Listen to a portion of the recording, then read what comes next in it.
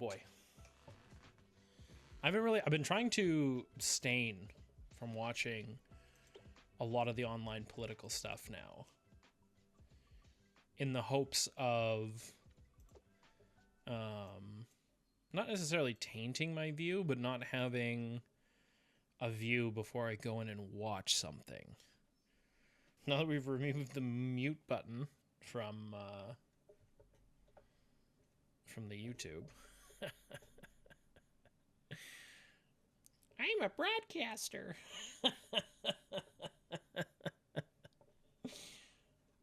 Mom, look at me. I can broadcast stuff. Cringe. Regime is toppled, going after companies that spread misinformation. I don't know, like maybe Fox. Hang on, maybe like bro. hold on, Hang on. maybe What you just described as a dictatorship. Hold on. You said target institutions and corporations. Wait, what do you mean? This is the problem. Is people like yourself who think we can hold hands with a side of the country that doesn't want to hold hands. You want to get rid of you want to abandon liberalism. I'm no lawyer, but from a very layman perspective and ignorant perspective, at what point do we even listen to the Supreme Court that gave the immunity? Like, at what point do you say this Supreme Court is invalid? Wait, so if this is okay, so now you've arrested the Murdochs or whatever, and they hire lawyers and they go to a judge and the judge goes, what the fuck is this? We have a First Amendment. This is insane. There's no crime here. What do you do? That judge is full of shit. That judge is fucking removed. Are you fucking serious? Ugh. Okay. God, we're only at the coming up, but boy, that's the fucking that's the horseshoe in real time. That's the horseshoe in real time, because realistically, that's the same things conservatives are saying in the States. It's not giving us the rulings we want. Why should we continue to listen to them? Ugh, that's not good. That's not good. I think that's something really scary you got to think of when you're on the other side of this stuff, is to make sure you're not always doing the same tactics as your enemy. There is fighting dirty, but then there's doing the same tactics as your enemy, and that's not good. No, where are my fellow liberals? Is this live and learn? Let me answer. The Democratic Party is all out of weapons. It's like you run out of ammo in GTA. I mean, what do you like? What's your next move? Like, I mean, it's besides, well, you can't even use those, right? Like, you know, the Democrats are basically, you know, they're in a fucking gunfight with a pencil, and they're sitting around begging everybody else to put down the guns, and it's like, well, no, pick up a gun. Like, well, no, not like that, but the point of what I'm saying is like, this is the Fed posting stream with you. This is the worst. You said a lot of you guys' worst stream, you know. But you know, you show up to war, you know, armed with like a journal, like, you guys want to talk about your thoughts? Like, no, they're trying to kill you. So the Democrats, like, I'm seeing like Gavin Newsom interviewing Ben Shapiro, and he's like, so like, tell me about when you learned how to play the violin. Like, what was that like? You're asking him about playing the violin after 10 years of building up Trump. That's your question. And then Ben grabs Gavin Newsom's conversation and steers it toward Renee Good and is like, well, you don't believe ICE are, you know, domestic terrorists. See, you didn't mean what you said on your press secretary account, did you? That was wrong, right? Yeah, you know, that was just, that really just wasn't a reflection. Yeah, you know, and then it's like, oh my, Got it. Oh my God. I don't know. I find this is going to take us fucking 8 hours to get through this fucking... We're not going to watch the whole thing. It's not happening. Boy, I'm really skeptical about other people's retelling of stuff nowadays. Holy shit. Especially when there is I mean, everybody has bias, but when they make their bias so clear, I don't know. You have to be really careful of other people's retelling of shit. It's like, we're cooked. We're totally cooked, because between Kamala, who's probably going through it mentally after losing to, I mean, the delinquent Diaper Don, and then Gavin, who's just trying to hope that his good looks can get him to the fucking White House, I don't know what the fuck we're doing.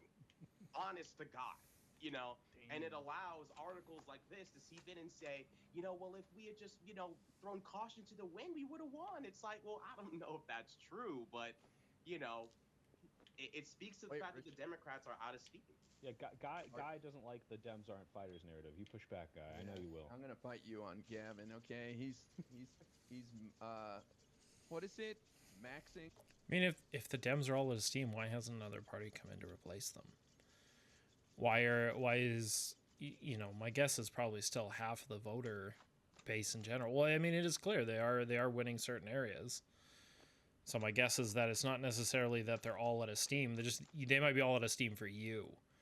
And I think a lot of people online project the upsettedness with a political party onto everybody, and I think it does everybody a real disservice when it comes to what actually is going on. You have to be careful not to project your upsettedness of what's going on to it being a greater trend. God damn it, where's the knife? Because it can lead you into ways of thinking that aren't necessarily helpful. Like you tend to assume that people are as angry as you are, when in reality they might not be. So Whatever, I don't know. Look, Max. Okay, he's mogging people. All right. Does he have to look Max? He's kind of like boring good looking. You know, I mean, look, he's I think he's a successful governor. He's implemented some good programs here. You got the 4th largest economy. You know, whatever. You've heard this all before, but are you in the like a 4th largest economy, not over in the States. I'm pretty sure in the fucking world. California's economy is fucking massive. It's fucking crazy. Remember, we looked it up one day and it was,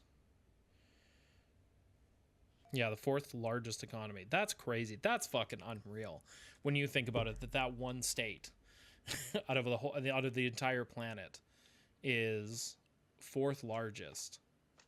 And then you'll have people being like, "Oh my god, it's a failed state over there. It's failed." It's like, what's failing about it? People also equate problems with failing, which is kind of funny, but which obviously is not the case. Because if that was the case, everybody's a failure. Because guess what? Everybody's got problems. Everybody's all fucked up. So it's not the same. God, it's gonna take fucking 8 hours. Hassan camp, Rashad? I would not vote for that guy if he was the Democratic nominee in 2028.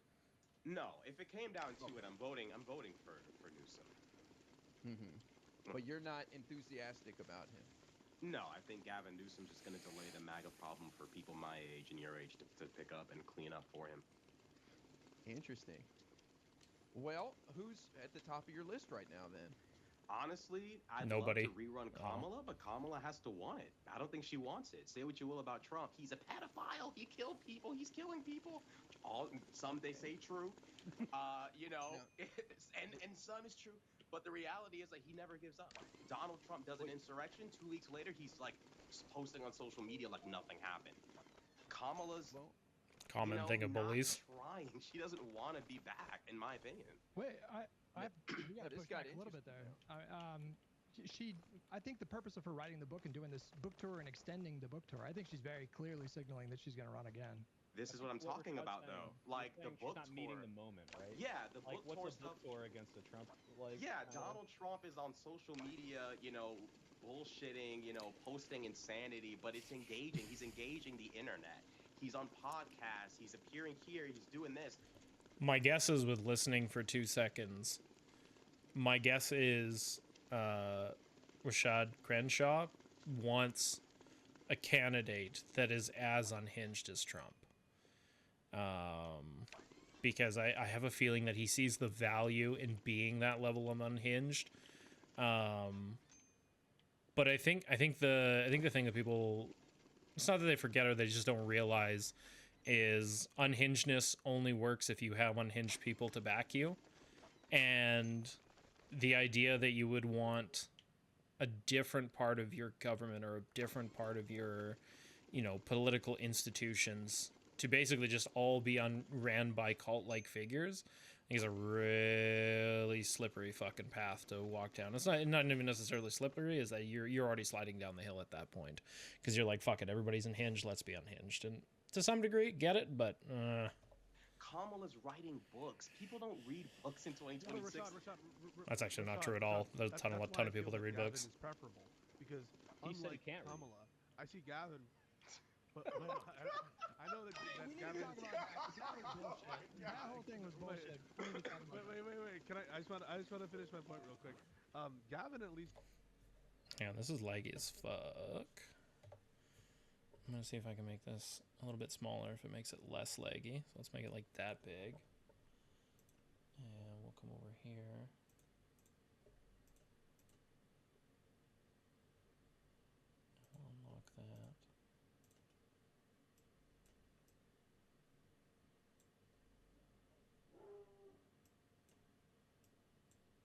There, we'll try that. Maybe that'll be a little bit bigger.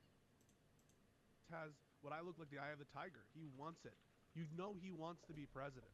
For me, there's a little bit more of a willingness to engage with the moment, at least in terms of the rhetoric. Now, is Gavin my preferred candidate? No, but I would prefer him to Kamala. I think that Kamala has shown that she fumbles around with her speech, that she isn't really a killer in the same way and ruthless in the same way that I think Gavin can be. That is like, Kamala maybe fumbles Kamala her will prove speech? me Maybe I wrong just haven't in heard the it. coming Maybe I haven't heard months enough. and stuff, but that's where I'm at right now. When you say he can be, are you comparing this to like his tweets, where because like his tweets? Yeah, that's not even run by that's him. not him. You know that someone's No. writing that for him. He No, approves no, no. him. But I have No, yet to come on. see The Gavin whole like decision really that Gavin has like taken- verbally ruthless. You know what I mean? No. The decision by Gavin to position himself, as opposed to what he was doing in the first months, which is very soft, I think, on MAGA, more understanding, more Cenk Uygur-like, to be at least signaling to the resistance libs, at least showing and saying the right words on what Trump is doing and being vocal all the time, that to me is a strong signal, and that's something that I care about. And also his decision on the redistricting. I know that he's in a unique position to do it, but That was lesser good, governors, lesser Democrats wouldn't have started it. Well, what you just said really matters, though, because Gavin is advantaged right now in a way that Kamala is just not, because he is the governor of the most populous state in the country with a blue supermajority. So he can just like do things. He can just tell the assembly to convene a special session to, put a measure to the voters to amend the Constitution to do early redistricting. So he can, he can see that the public right now, the Democratic voter base, are screaming for fighters. Which, Rashad, I watched one of your videos recently. You were talking to that like that desire from voters to get Democrats with like a lot of teeth and a lot of fight. He can flex in that way, in a way that a lot of other people can't, which makes him kind of uniquely positioned. And I don't know if you guys saw, but Pelosi is reportedly like backing him for president, which that for me makes his stock like skyrocket, because she is a kingmaker. Really? Yeah. I mean, sure. like, Because well, I mean, Pelosi like, says maybe, In terms of his like, odds. Sorry, I go ahead. mean, maybe in terms of like, I don't know, like amongst like people like us, maybe we care about Pelosi's endorsement, but like my thing with Gavin, and the only reason why I kind of lean toward Kamala, even though like Gavin is a better pick. I mean, let's just be real. He's a white guy who's good looking. That right there automatically ups him like above Kamala by a bunch of points in America, if we're being honest. However, what bothers me about Gavin is that his vision isn't strong. Like I'm seeing you like humanize and cleanse these, fascist kingmakers on your show. And it's like, how do you watch Renee Good get executed and Ben Shapiro is in front of you and you have no ability to stand down? We're talking about Donald Trump, Yeah. who will gaslight you about Epstein's Island. God, and then the fucking rant. Why can't you just? I mean, I wish people would step in when claims like that are made, where it's like his vision isn't strong. Okay, what's weak about his vision? Because what they'll do is they'll lay out an argument, right? Certain person is an X. Okay. But instead of just stopping there and somebody asking a question and you kind of springboarding from that idea or that place, what ends up happening, as we call it, the Hassan tactic, where now it's a rant. Now we're going to rant about something. We're going to pull different examples from things, because unfortunately a lot of these conversations are just monologues. Like it's almost like 5 different people all having a monologue without ever actually having a conversation with what's being said each time. But maybe I'm wrong. Maybe he's going to give examples. Maybe somebody's going to ask what's weak about it. But I think like, and I understand he is kind of giving examples where it's like, well, he went on this thing and I think he's weak, but it's more what about his vision is weak, not necessarily is who he's chatting with weak. So He will gaslight you about insurrections. He will gaslight you about his involvement with Donald Trump will make an entire new reality and drag 25% of the country with him. Gavin Newsom can't even box with a political refugee. Ben Shapiro's a refugee. He ran away from the neo-Nazi right. He's trying to like go to like normal people podcasts to get a taste of sanity because he's been run out of his own party by Fuentes. Why can't Gavin be strong on a podcast? Because I was ready to die when I saw Walz fold to fucking Vance. That was unbelievable. I mean, watching Newsom fold to Vance would be, if he does that, I'm literally moving Not a to a different chance. planet. Oh, I we mean, say that. fold. We say He that. didn't do so. No way. No way. I don't think Newsom did so well. People talk about Newsom on DeSantis. I didn't think Newsom did so well in that debate against DeSantis. that debate? I honestly think that it was over. Yeah, I didn't think he did that well. I Wow. don't think that he is, at least from what I've seen in those opportunities where he's one-on-one with those people, I don't love how he performs. I think he's better confrontationally with like dissenting Dems. I think it's a big red flag for me. That said, I think that charisma is, for me, essential. You need to have charisma. You need to be able to speak to a camera extemporaneous. Oh, one thing that I haven't heard a conversation. Maybe there's one out there, and I'd love to hear is what do you think is going to happen with all the MAGA voters after Trump's gone? I personally don't know what's going to happen with them. I'm sure there'll be a lot of fracturing, and I'm sure, as most, if you've ever played like Stellaris or anything, everybody will fracture off into 1,000 different factions, and things of that nature. But boy, it's just what do you think's going to happen to these people? I don't think it's necessarily bad that you have somebody that's able to sit down and have, especially as a politician. It's a little bit different when you're a pundit, but as a politician, to have reasonable conversations with people, I don't know. I think that's kind of got to be step one for you. And say your stump speech very easily and fluidly without doing like weird pauses and stuff. And that is why I think it's important to have whoever the candidate is, that they are able to speak. Okay, the other thing is like people expecting you to be a fucking supercomputer, basically, while you're in these interviews and stuff. It's okay to take a pause. It's okay to think about what you want to say, especially in an ecosystem where you can't there's no fucking reset button. There's no reset button. You can't go back on what you said. You have to be cognizant that people are going to take your words in ways that you don't necessarily intend. So taking a second and being like, I kind of thinking about what you want to say, maybe in the middle of the sentence, as you're thinking and as you're saying, you're trying to recalculate, is what I'm saying actually getting through to people, or am I misconstruing my words? Like that's okay. That's an okay thing to do.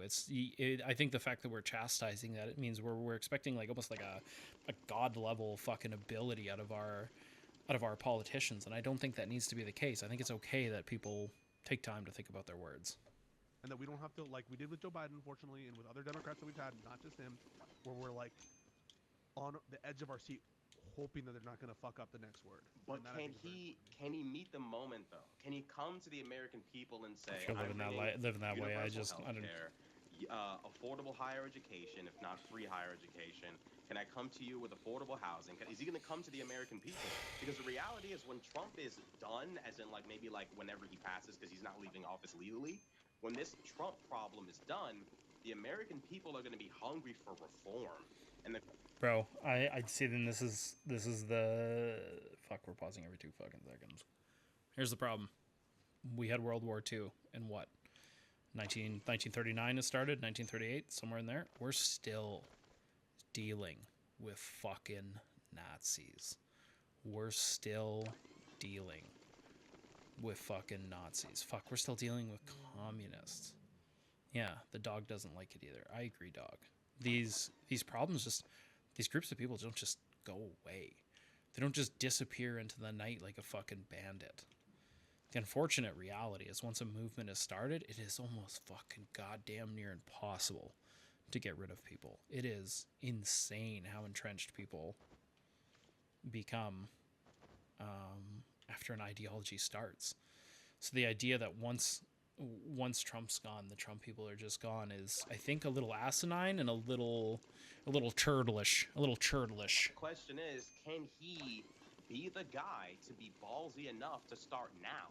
Because you can't just pop up like at the very end and say, oh, well, now actually I am that guy. I am the chosen one. You have to start now. People have to actually see it now. Because, When you say that the American people are going to be hungry for reforms, you mean like major reforms, like single payer, these kinds of things? Yeah, and they're going to be really hungry for these motherfuckers to go to prison.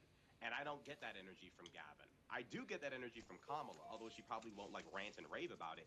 Gavin seems like he wants these people to like him on some level.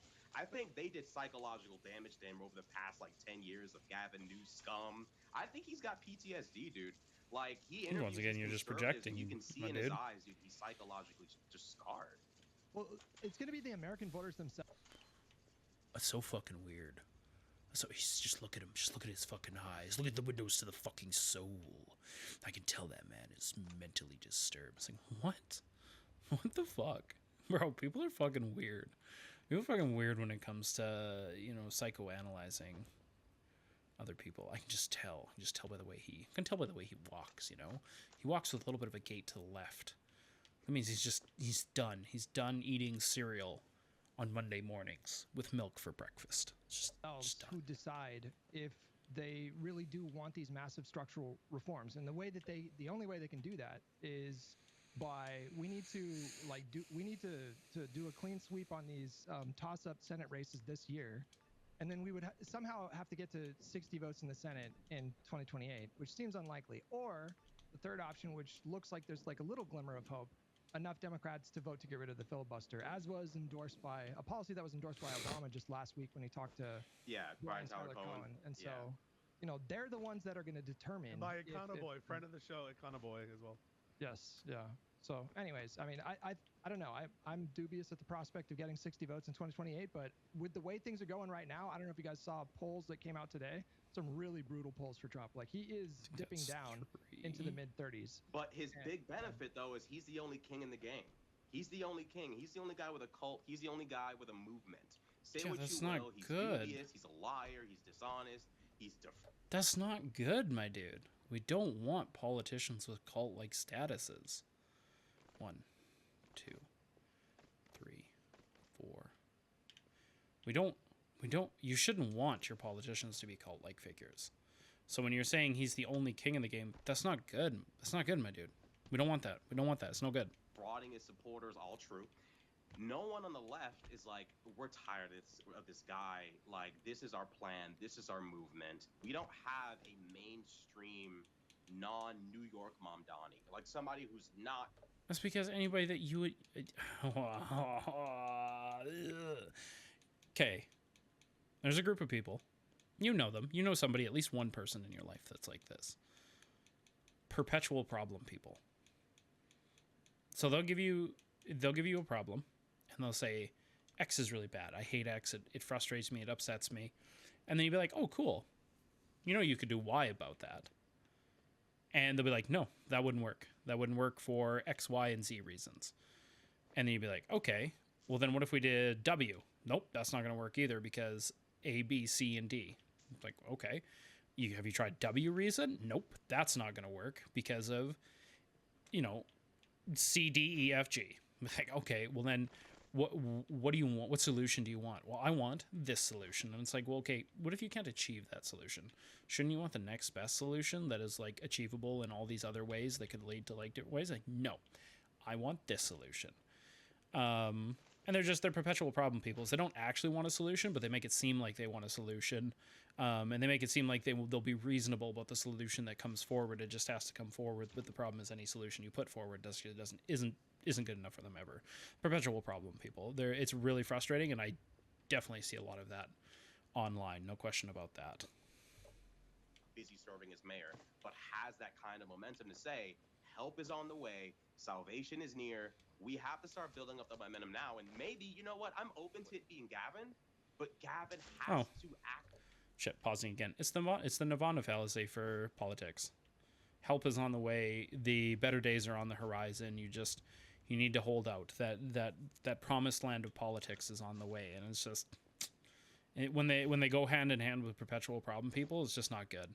There's never usually a good outcome from it. It's just the problem persists.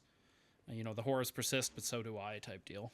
So Actually, like, I don't get the vibe from him that he has a vision and that he genuinely wants this, not just for himself, but like, I'm a guy representing an idea, representing a vision, like Trump. Trump doesn't believe in the vision, but the way he talks, you would think he does. Is basically what I'm saying. How familiar? Can I you want a politician that lies to people? I just want to challenge you because Mamdani and Trump got along chummy, but yet people are you're critical of Gavin getting along with Ben Shapiro. Oh, Why true. is it okay for Mamdani to get Yep. along with Trump, but Gavin not to get along with Ben Shapiro? In your Yep. opinion? Well, it's all Yep. about perception, right? It's like when Trump condemned No the white shit. nationalists Thank of you. Charlottesville.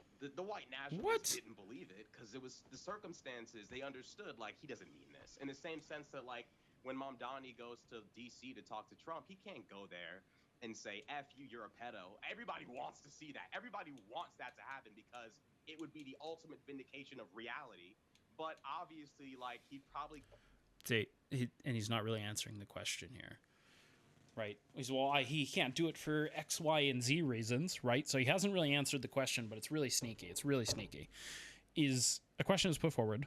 Why is it okay when this person does this, but it's not okay when a different person does this? And it's like, well, you know, all of a sudden, all these excuses come forth. Well, we can't do this for this reason, this reason. But then it'd be like, okay, cool. So once again, why can't the other person do the exact same thing?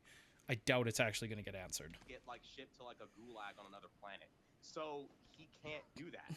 He has to go there and be poised, and also because he doesn't know what Trump's approach is going to be. Trump could be stewing, ready to just crucify him, or Trump expertly realized, I'm a piece of shit. I'm the devil. I'm the Antichrist. I'm Epstein's MVP. I need to look normal and civil next to this perfectly reasonable person. That is different from Gavin on his I don't think that was at all Trump's calculations, but okay. own podcast. This guy weirdly psychoanalyzes a lot of things.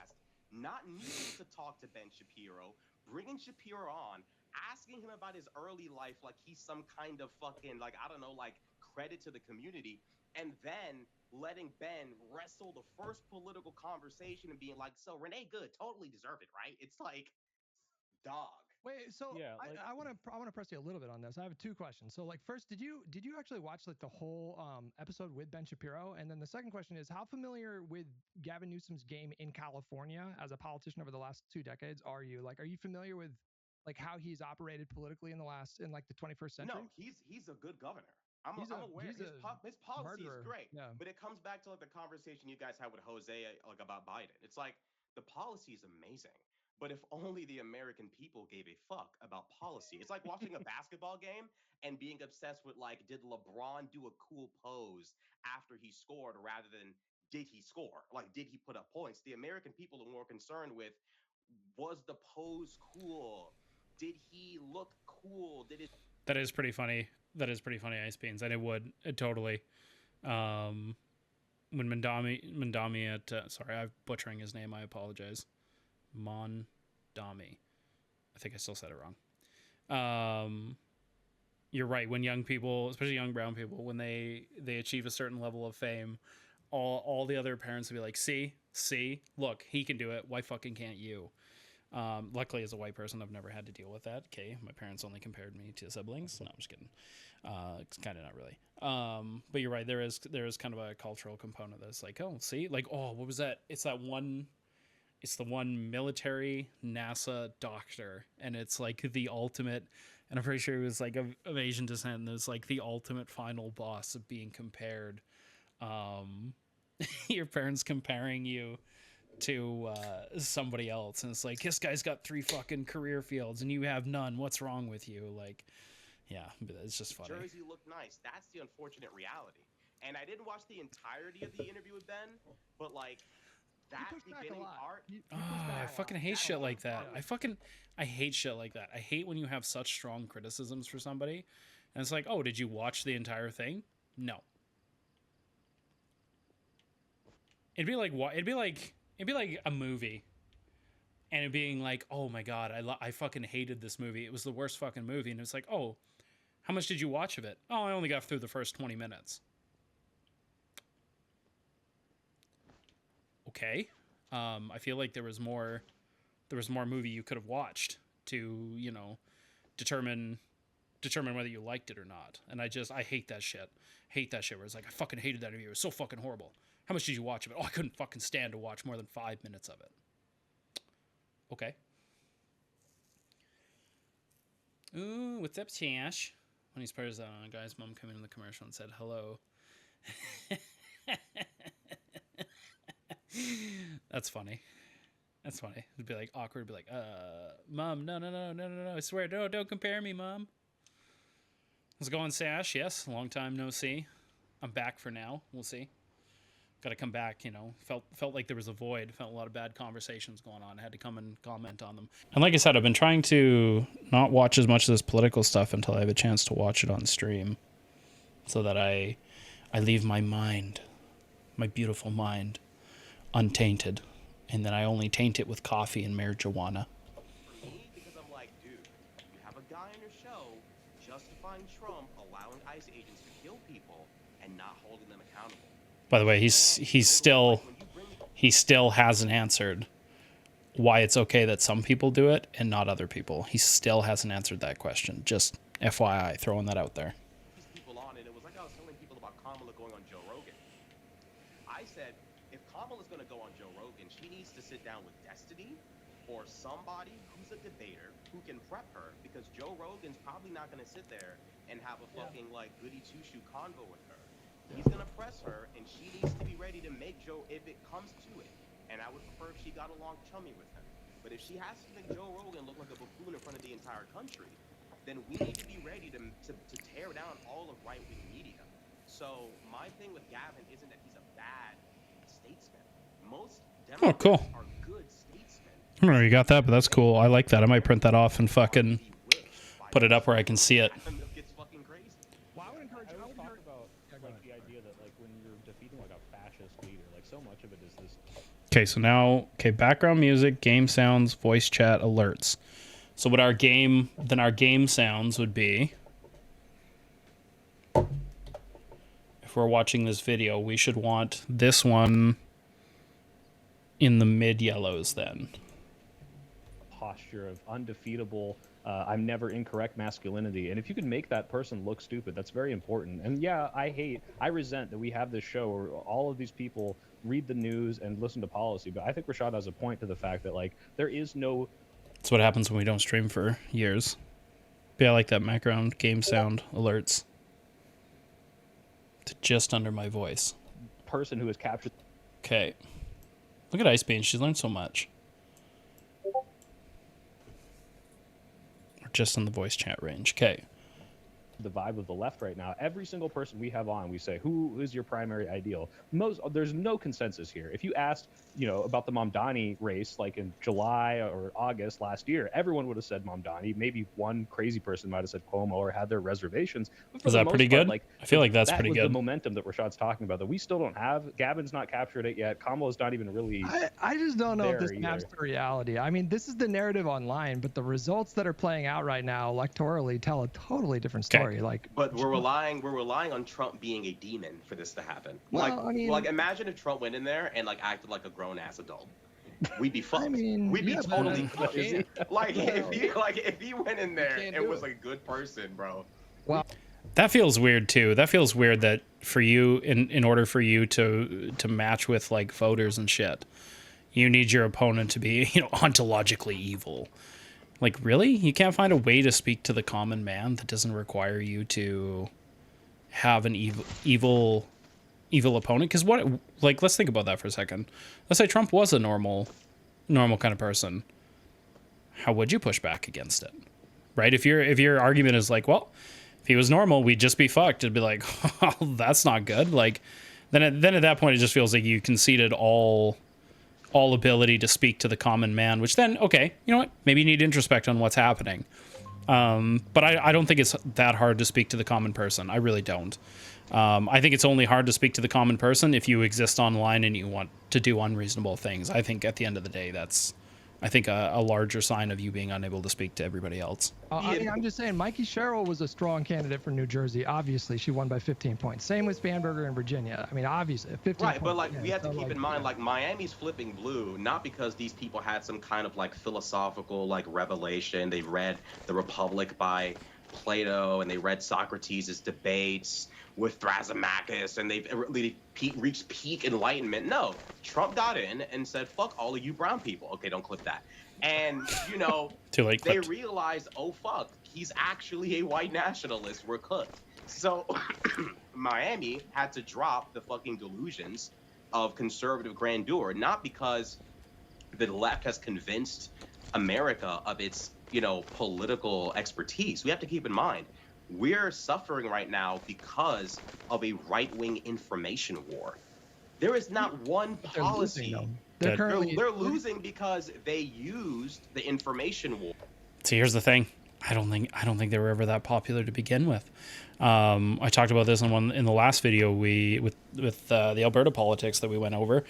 That when you break down the numbers for the amount of people that have voted and over your total population, you're reaching these numbers that are like, anywhere between 25 and 15% of the population that is actually voting for these candidates. But they seem a lot more popular because we deal in solely eligible voters, and even then it's not always the total eligible voters, it's the voters that went out to vote. Like I just want to crunch the numbers on this one. Okay. Voting numbers USA. So if we go, voter turnout. Okay. 2024. So the turnout is 155 million people turned out. Your guys is actually is a lot closer to, but even still, winter votes 700. So total USA population right now is, we'll go with the high number. We'll go with 349. So if we did 77 million, actually, let's put in the actual number here. So the winning votes, 77,303,568 divided by 349 million times 100. 22.15% of the population picked Donald Trump. That's of everybody, man, woman, child, your entire, because you're voting, everybody's voting affects the country as a whole. That is the percentage of people that voted for Donald Trump. Now, if that doesn't personally, if that doesn't blow your mind, I don't know what will. And this is what I mean when I discuss the tyranny of the minority.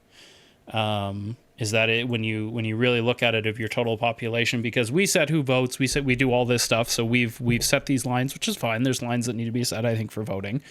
But with the understanding that the voting is going to affect everybody, I think that's why it's important to look at a total population, and realistically, it's a minority amount of people that are deciding these races. Or to cover up their horrible policies, or rather their lack thereof of any policy at all. But what we have to keep in mind is that the strategy can't just be, I'm not Donald Trump. Look at how bad he is. But that's not what Cheryl ran on, and that's not what Spamberger ran on, and that's not what it like. Yeah, but these are like low-level politicians that most people don't know hold on. about. That's not low level. It's the governor of Virginia and the governor of New Jersey. Yeah, but like, keep in mind, so That's fucking garbage thinking too. I'm sorry. Most of your shit happens on fucking local levels.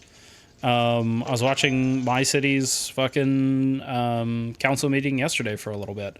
They were discussing how they were going to be zoning housing and shit like that. Well, if I have a problem with how little housing is being made and how frustrating it is to get certain forms of housing built, I'm not going to look to Mark Carney, because all he can do is kind of give money and kind of hopefully steer provinces in a certain way. Oh, it's all $20 bills. God damn it.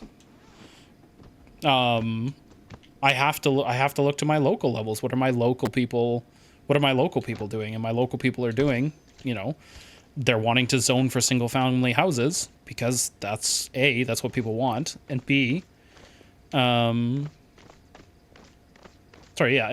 just what people want, and that's what the city's going to build their infrastructure around. So if people didn't want that in their local communities, they would elect politicians that do multifamily housing and shit like that, but they don't. People they fucking jerk themselves off about single family housing. Okay, it is the thing that especially Americans and Canadians, we fucking love. We hate being attached to other people, which is fine. I think there's arguments for it, and I think I'm a multifamily one myself, and I have no problem because you can build them right. You can build them where you never hear your neighbors. but a lot of people don't like it. They don't want to buy it. So what are you to do? If we build a whole bunch of multifamily housing, do we just force people to live in it and, you know, be the only things they have to purchase? Maybe. Is that going to be popular with people and they're going to vote for it? Probably not, because somebody's going to come along and say, hey, fuck this multifamily housing stuff. I'm going to build single family housing. And people are like, yay, single family housing, and fucking vote for it anyways, and we'll still have the same problem going on. People don't always vote. Like, people don't vote in their best interest, usually, ever, if at all. American public. But is these are Mamdani people is to the Mamdani a low American- level? To the American public, That's say a good those question. names, and they'll look at you like, span what? But you're Who? focused, right? Oh, But you're focused on he's a the popularity online narrative. contest. But I'm saying Yeah. that online It's narrative not just is not online. It's mapping not to just reality, online though. narrative. Well, but here's the problem: is like this is part of the It is, reason though. why we were getting our asses whooped by Charlie Kirk, and there's this kind of like thing of like, well, what about this great policy and like what we're doing for the American people and this like win here, and it's like, I haven't watched a lot of Charlie Kirk, I'll be honest with you. But my guess is that a lot of shit online was probably getting whooped by Charlie Kirk because you suck at listening to what other people have to say. Whether he agreed with people or not, it did sound like he would make not necessarily a genuine effort, but there was an ability to at least to hear what somebody else was saying without necessarily agreeing with it. Not to say Charlie Kirk, I'm sure, wasn't a dick at times or, you know, was, you know, good faith all the time. I'm sure that's not the case, but there is a large difference online when it comes to talking to people of, you know, the lefty variety and having them hear you and listen to what you're saying versus a lot of rightoids, unfortunately. For better or for worse, it is what it is. So, I think it's foolhardy and a little short-sighted not to acknowledge that. well, like, why are we winning?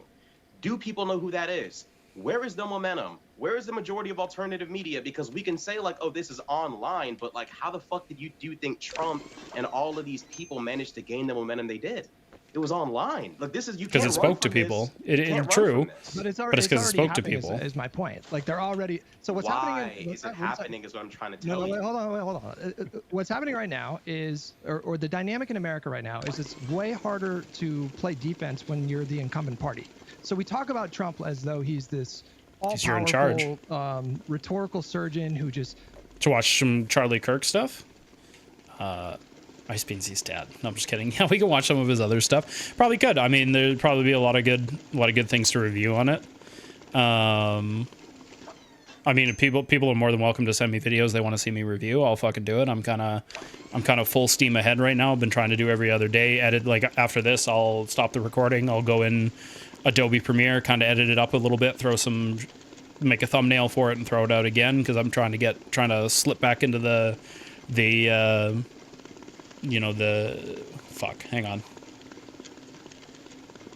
God, what is the currents under the water? Jet stream. There we go. Trying to slip back into the jet stream of the YouTube algorithm, slowly but surely. And I'm sure, you know, lots of live streaming and lots of video creation will help with that. So the more reviews, the better. And right now, their wife's on shift work, so it's kind of weird time. Like right now, she's napping. She goes to work at just after lunch, and then I'll have the kid, and then I'll put probably this video probably tomorrow, so that each day it feels like I'm getting stuff, because I'll spend the day with her tomorrow, maybe record something with her in the evening. So yeah, I'm down for reviewing pretty much anything at this point. I'm hoping towards probably the end of March, I'm going to take everything I review and I'm going to kind of like just hold on to it, and then each week kind of send out a video that I've cataloged, so that I can kind of, you know, if I only get to making one video a week or one stream a week, at least I'll have a backlog of videos to kind of keep things going.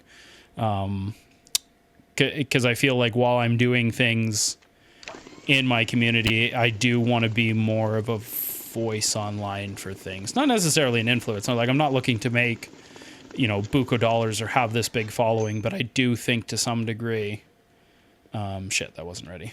I think when you have ideas or ways of speaking that are beneficial, I do think there becomes a little bit of an obligation to do more with yourself. And I do think I've been shirking that duty in the hopes of just maybe not having to, because it's effort on my part. And I'm pretty good at just putting off putting off things if it's not something I really didn't want to, either not wanting to be doing or I just didn't want to put the effort in. But I think I need to change my mindset around that. Master manipulator is like easily moves people in his direction. But what happens both times he gets inaugurated, his popularity just slowly declines throughout his entire presidency. He's never been a particularly popular president in practice. And in fact, in this case, he's historically unpopular. And so they're already losing. We are already crushing them. There are Democrats all over the country that are running on policy. They're running on policy platforms. They're focusing a lot on like affordability, sometimes through a populist kind of lens, like with Mamdani, other times through a non-populist lens like Mikey Sherrill and Spanberger. We have Oh, I think that's the other thing too that I think a lot of online stuff misses. Is the fact that we need to mix up strategies and ideas, and you need multiple places to go. I, as you know, as a person, I don't want to be a part of a hive mind. I don't like the idea of being part of a hive mind. I don't like this idea that the strategy should be all the same throughout the country, because if you've spent enough time talking with people, spending time with people, everybody's different. Everybody, like, we all joke, haha, fucking snowflake, but we're all snowflakes to a certain degree. We're all unique, and we all have different things that we enjoy, that we want to see, and then there is still a lot of similarities between us. So it's good to have like a shared kind of, a shared vision of things, but it's okay to realize that it's going to manifest differently, and it's going to require people to speak differently with other people and interact with people differently. And that's okay. And you should want that. I think anybody pushing for there's only one way to do it. There's only one way to be. There's only one. Like I think that is probably highly, like, it's highly destructive. I think it's a tad cancerous to everything. I would even argue there's even space for people like Hassan that are the populist pundits. That's okay. Like those people are okay. But the question becomes, what are they doing with their direct influence? Is it actually having a positive spin on things, or is it anchoring back by kind of expecting their audience really not to do anything and just kind of just complain about problems and let somebody else do the fixing. Oh, I would like at some point to do the Hassan Mockler thing, but only because I am curious of the time. I listened to a little bit of it, and it was like one question from Mockler versus like 30 minutes of talking from Hassan, which was really fucking funny. Boy, this idea too. Oh, what the fuck? Okay, I'll have to fuck with that somehow. I'm not sure. I don't know what I've done on my end to do that. Democrats of all stripes that are performing extremely well all over the country, and I just feel like people got stuck in a stasis in November of 2024, and they're still kind of in that mindset where like the Republicans are winning and they're crushing us and they're winning. But that's not what's happening. They are crumbling. They are literally crumbling. Like You're not entirely wrong. Yeah. You're not entirely wrong. This is true. Trump wins, and he shows that he's, of course, the spawn of Satan, and everybody realizes we made a mistake. The problem is, like, Donald Trump's a slippery motherfucker. Donald Trump will show his true form, and everybody will say, oh, my God. And then, he'll, hopefully, will, be drug out of the White House kicking and screaming. And then he goes back to Mar-a-Lago, rage posts, shit posts, splurts ketchup on the wall. You know how it is. And the American, but here's the problem. The American people have the memory of a goldfish, and Donald Trump and his entire cacophony of fucking, cocksuckers, they have a plan.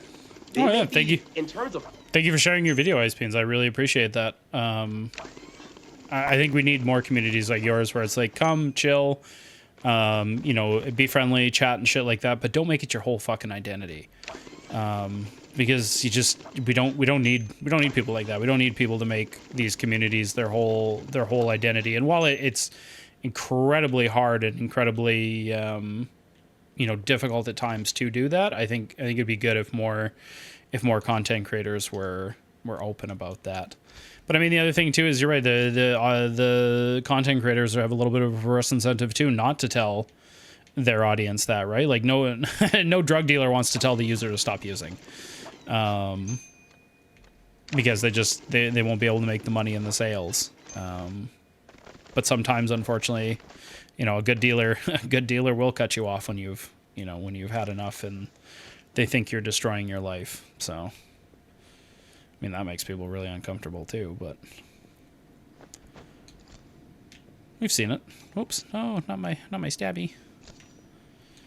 Okay, Just drop this in there. We'll make sure that's good, and then I'll hit play again.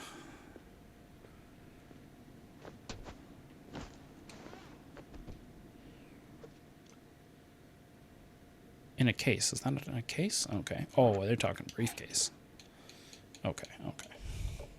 Policy conservatives are probably maybe the genetic scum of humanity. But in terms of, you know, convincing people that if you just gave us a chance, we'll make America great again, this is a real problem. And if the left does not figure out how to snap America out of this trance, we'll be back here again. Hold on.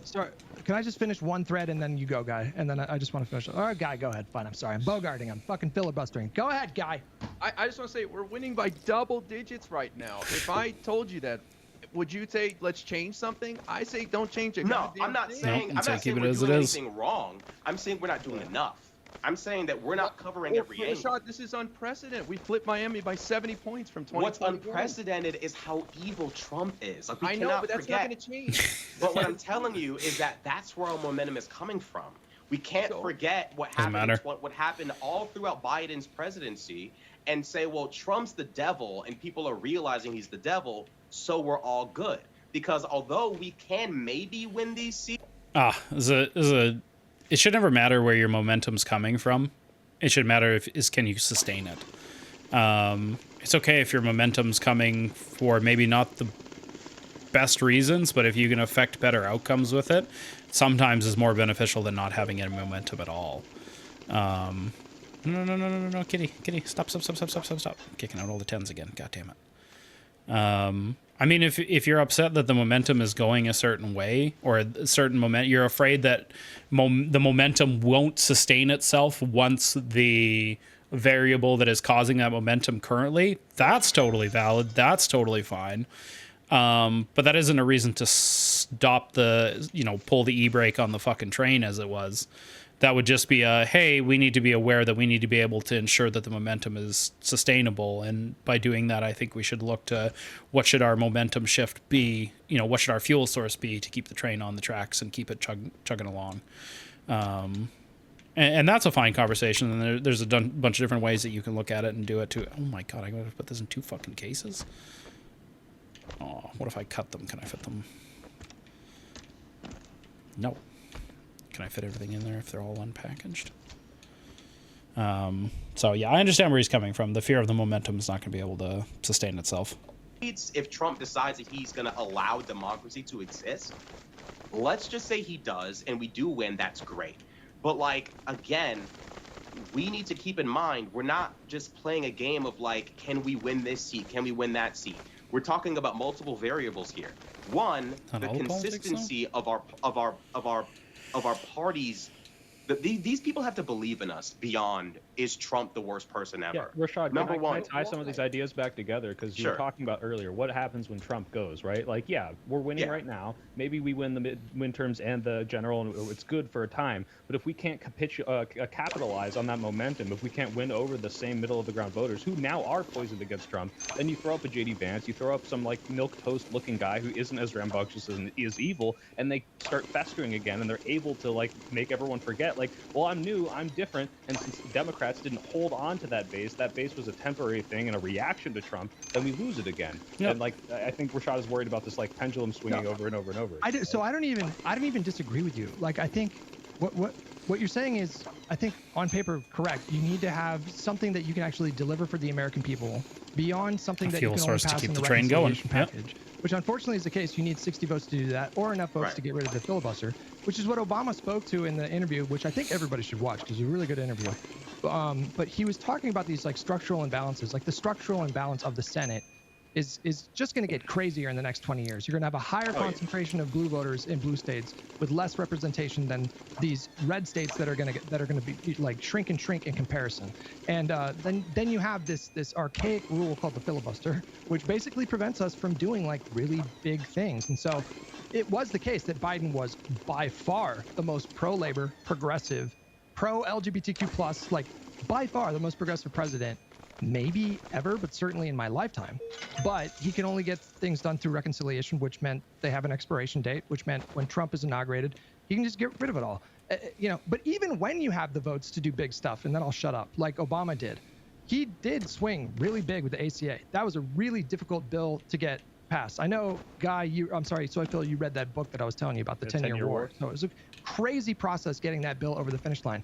And then what happened? It was fucking unpopular for like 7 years. And it took Republicans coming along and threatening to get rid of it before that. God, that's the hard part too, is some policies in the moment people just do not see the benefit of, and they'll fight tooth and nail. But then once it's in and people start enjoying it, it's like, oh, we should change it or remove it, because you remember, guys, how unpopular this was? And people were like, don't you dare touch that fucking thing. Don't you dare move that policy. It is actually incredibly popular now. And yeah, I think it could be tough trying to balance the two between a policy being popular enough to survive and just doing the thing even if it is unpopular, because sometimes you have to what is it, what's popular isn't always correct, and what's correct isn't always popular. Isn't that kind of how the saying goes? Yeah. So I think it can be hard to balance kind of what people are going to enjoy versus what needs to be done. Policy finally became popular. So it's actually not even as simple as like, LBJ, he passes his big, bold agenda: fair housing, clean water, clean air, civil rights, voting act. Like, he did the most transformative, second most transformative legislation package in the last 100 years, apart from like FDR. And what followed him immediately was like fucking 3 decades of Republican dominance in politics. And so I don't know. I don't think it's like really all that straightforward or simple or easy, but I don't necessarily disagree with you, Rashad. Well, I think this isn't, Rashad, tell me if I'm wrong, but this is what Rashad is saying. It's like, yeah, you could do all that policy, but unless you find a way to market this to people in the same way that MAGA and Charlie Kirk and all these people are able to like take the worst ideas ever and somehow make a good chunk of the population on board, it won't matter that Biden passes all this amazing legislation, because if everyone just remembers, oh, he had dementia, he was old, oops, we lost them all. Like all that good policy down the... But also what Rashad is saying is really important, and it's kind of like, watch your hubris. Look at Labour, right? Labour in the UK, after a decade plus of horrible governing by the Conservatives, they were swept into power with huge landslide majorities, but on a very thin surface. And I think that a lot of what we're seeing in terms of, which are true, what Hutch and IR are saying are true about the election results, and I don't think it's true to say that like it's just Bamberg or whatever. But I think what Rashad is saying is, yes, this is a reaction to Trump. And if you follow the polling, Republicans fare quite a bit better than Trump's polling. And it shows that Trump is dragging the party down. But there are structural problems that need to be addressed within the Democratic Party. That is reflective in their overall approval rating, that is the party itself, low approval rating of leadership. And, for example, to tie this thread back, the decision not to give full information to their Democratic voter base and for people who care about what happened in the previous election loss. And so these things continue to rear their heads, as well as, in my personal opinion, weakness in the leadership front in Congress. And I think that, yes, I'm looking forward, hopefully, to a wonderful, wonderful fucking midterm and a defeat in 2028. But these demons will be back again. You need to have a plan for post-Trump, because the next Trump may not be so stupid. Okay, when we get there, we'll do that. But what we're doing now is working. It is going very, very well. I think that's the problem. That's the problem, guy. That's the problem. But he's going to keep sucking. That's the problem, is that it's this kind of like, let's focus on right now mentality. And what I love about conservatives is they're playing 20 fucking steps ahead. Like, people will say like, oh, Trump. Dude, this is Limbaugh, Savage, Newt Gingrich, fucking George W. Bush, Ronald Reagan. I mean, it's like every demonic, Robert E. Lee, fucking Jefferson Davis. It's like every demonic force. The Benny Gesserit of conservatives. And like in this, every demonic force this nation has ever seen has led to this moment. I like about Charlie Kirk that he saw into the future. He's like, man, I'm not going to sit here and like worry about like old fucking white voters. We've got them. Let's get young white voters. Let's plan so that when Zoomers are 30-something, 40-something, we've got them. Now, of course, that plan is not going to happen because Trump's the devil, but of course, we want to take advantage of the situation. Of course, we want to win. Of course, I'm not going to make content being like, don't vote in the midterms. I'm not going to say that. I want us to show up. I want it to look like America has a mandate for the Democratic Party. But we have to keep in mind, Donald Trump is just one piece of a really, really big machine, and he's a really important piece, but a replaceable piece. and we don't know who could replace him. The reality is, like, Donald Trump might not do as much damage as he could, and if he doesn't do enough, Americans might say, you know what, he wasn't that bad, because we know they've done this before. They did it with Trump So, one. yeah, we Like I say, no offense to the average everyday person right now, but I feel like nuclear bombs could go off, and in 5 years' time, people will be like, I don't know, was nuclear war really that bad? Was it really that destructive? I truly don't. I truly think if people aren't experiencing something bad in the moment, any amount of time can pass, and people will make it not seem as bad as it actually was. I don't know. Is your kind of yeah? I'm getting a nod in the back there. Yeah, and it's just that's the unfortunate part is like if that's like, well, we got to do this thing because they're gonna think this way. It's like, yes, I understand, but I think they're gonna think that way anyways because I think that's just what people do. I think it's a survival mechanism. I think it's a survival mechanism to be like, the thing that I experienced wasn't actually as bad as it could have been, and you know I survived it. So how bad could it have really been? When in reality, you might look at it and go, wow, that's super fucked up.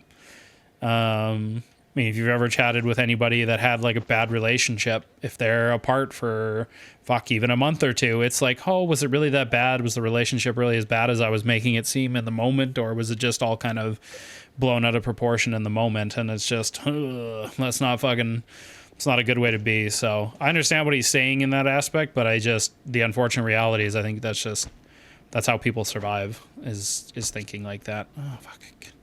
God damn it. Stupid box. And I need another one. Fucking god damn it. Go back here and see what box. Those are medium boxes. Any small boxes? Come on. One more small box. I want to order another one. Then I gotta wait. Damn it. Fine. We know this is possible, so there has to be a vision, a plan, a movement, a promise that says, hey, we are going to promise you a progressive policy, a plan that leaves behind the old order of, well, maybe I can afford my medicine this month. I don't know. Maybe I'll die. Maybe I'll live. Leaving behind that. I hate to break it to you. These are all issues at the last election. You get people motivated.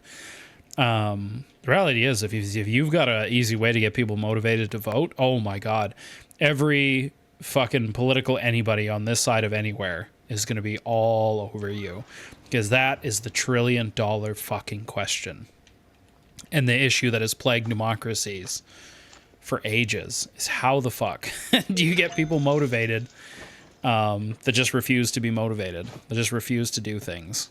And yeah, because a lot of these same issues have been the same issues. It's the same, realistically, in the last, I'd say, really 10-ish years, 10, 15 years, the issues that everybody's been discussing haven't changed.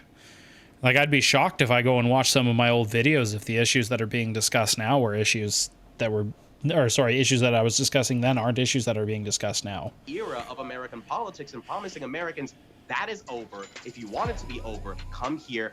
This is our future. This is our plan. That has to exist. And I'm not saying that we have bad policy. I don't. I firmly believe that the left is the future of America's policy, undeniably so. But the left seems to live in this reality where it's like, well, look at this good thing we did for your life. Don't you care? No, no. The American people don't care about the tangible shit you did for their life, not until their life is directly threatened.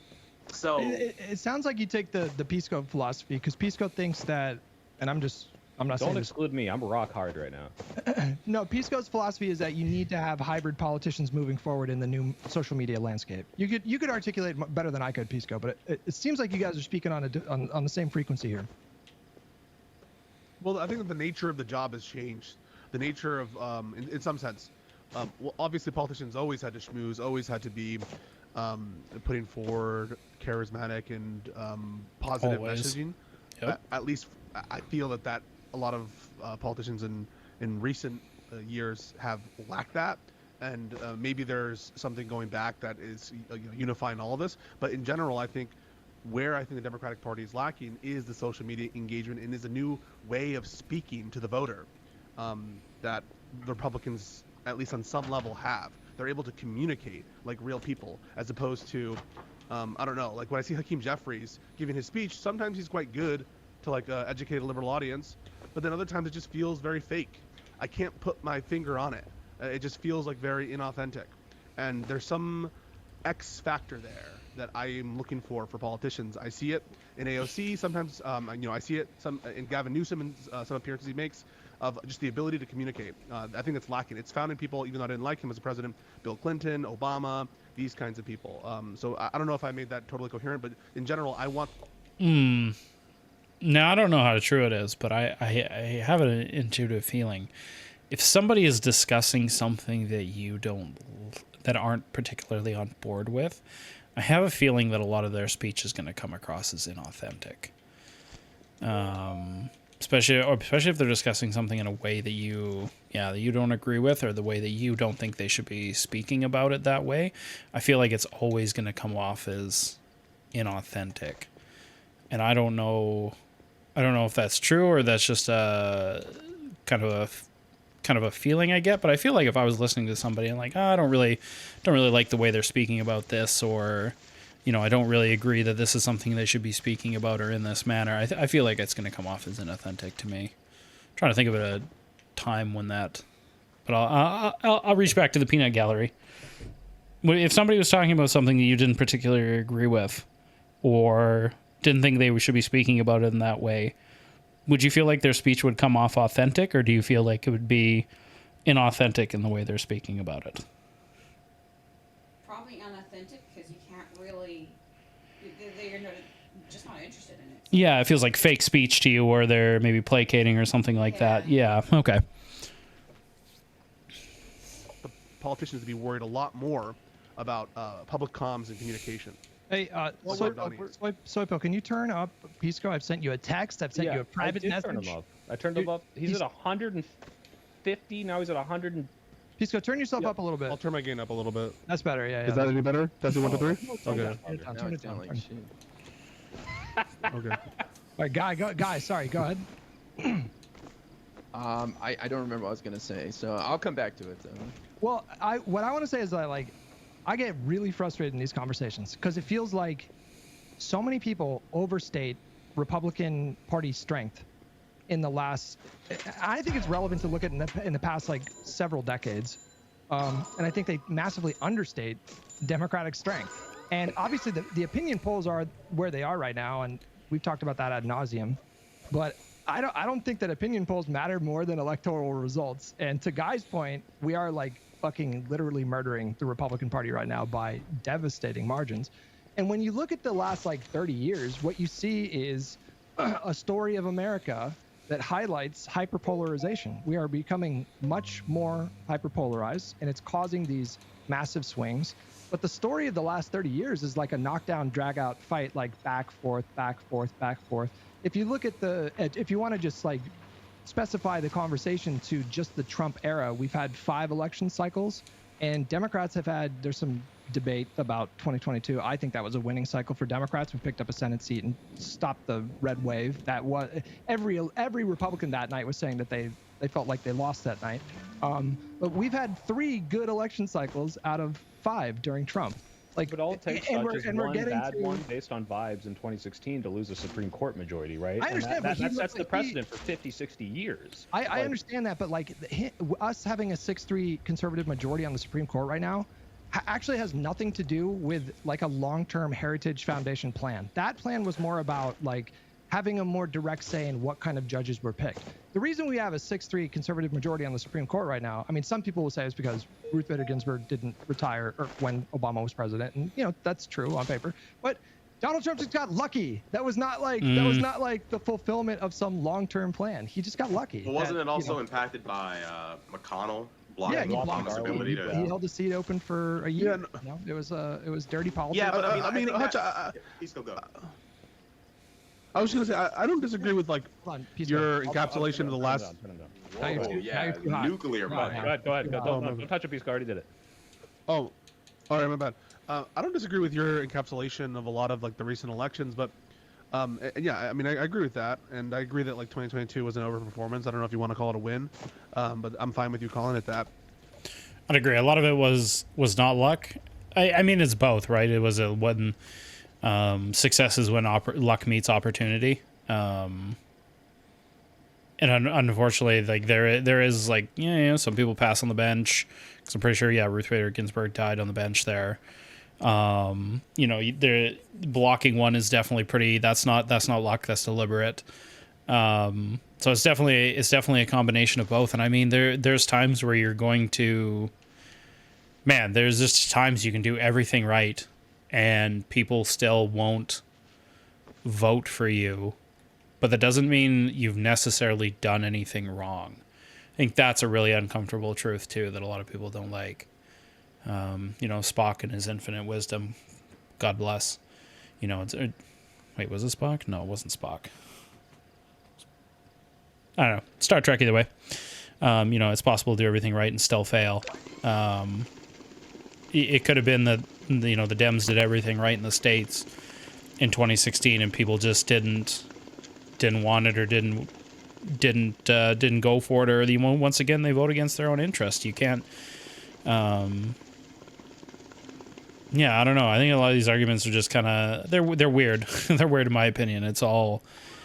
It's stuff you have control of and stuff you don't have control of, and reasons for doing something aren't necessarily reasons for not doing something. It's just in that moment, it's something that you can take into consideration. It should never be the final nail in the coffin for either doing or not doing something. So that was. But they lost the ones that mattered.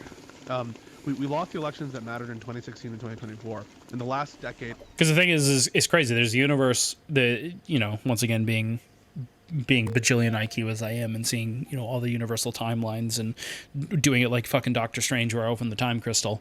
The reality is there a universe where Dems win 2016 and they don't get any Supreme Court picks, nothing changes, and then a Republican comes in and gets fucking 4 or 5 fucking Supreme Court picks because people die or retire or shit like that, right? Like it's very easy in the moment to hindsight things and be like, well, this happened because of this and this reason. And it's why at times it's good and it's really healthy, but other times it makes you overconfident in the way that things went and how you would have been able to change it just given people looking at it your way. It's tough. Of your life has been dominated by the Trumpian politics. It just has been, and the next 10 years will be spent cleaning up.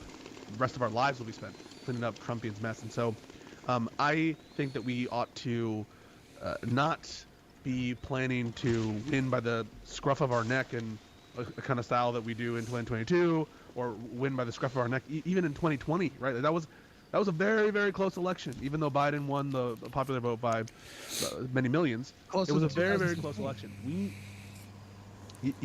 So it really is important for Democrats to be in a position to have single-party rule for 10 years.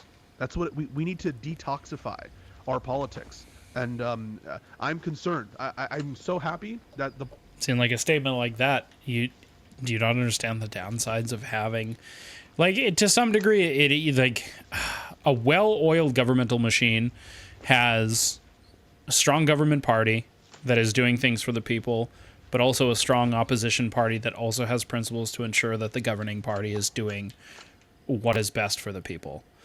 It really is two sides of the same coin. And when you have a opposition party that is, negging on its duties and not actually doing what's in the best interest of the people, it's really hard for the governing party to get things passed and actually do things. And it can be frustrating, and unfortunately, at the end of the day, the blame lies with the leaders, regardless of what the opposition is doing. It's kind of like being a leader or a manager. It really, at the end of the day, doesn't matter what your subordinates are or aren't doing. At the end of the day, the buck stops with you. And yeah, it's tough. You guys are right. I don't think anyone on this panel is disputing the enormous wins. We are very optimistic, though never underestimate your enemy. We're very optimistic for this election cycle, but we need to be strong for 4 or 5 election cycles. We're gonna slaughter them. Hold on. Hutch, and just to add to what Pisco's saying, right? Like, Guy wants to jump in on. Last point, Guy, and then but I just want to add to this because it's like this is like both sides of the mouth sort of thing, where it's like, yes, we are fucking killing rail, like Pisco said, no one's disagreeing. But if we don't solidify this as a consistent block of like, you know, not, I don't want to say democratic regime, but you know, like 4, 5, 6, 7 elections winning, then it takes one Trump win, and then like you said, now it's USAID's gone, right? We can put that back, but we can't undo the millions of people that are dead, right? Like that needs to be like, we don't have room for those mistakes. We don't have room to like go back and okay, we have to undo this corruption, we have to undo the Doge cuts, we have to undo like this is like important stuff that yeah, we're killing it now, but this needs to be like. Well, I would agree. A lot of the Trump stuff was very clearly going to be out in the open, and it was going to be destructive. And the unfortunate part on the end of the day, it does fall a lot on it. I'd say the blame is a 50-50 kind of thing between, you know, the other political party and the voters that are unwilling to come out and vote, knowing that their votes are going to impact things.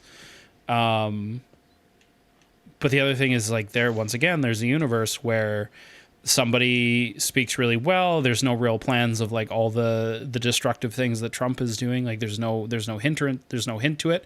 And then they come in and do a fucking bunch of destructive shit anyways, which is far more nefarious in my opinion than being all out in the open about it. But that universe exists and those parties exist where you could be a party thinking you're doing well and the polls are going your way and things are going to be good and you're going to have a good election and it doesn't matter which party wins and things are going to go well for the country, and then one party gets elected and then they just fucking they absolutely ruin the country by doing whatever they want and not in the best interest of the people. So it's just, I don't know. It's just, I don't know how to square all these things away with trying to get people to understand that, yes, while there's bad things that can always happen with everything you do, bad things happening shouldn't preclude you from doing things.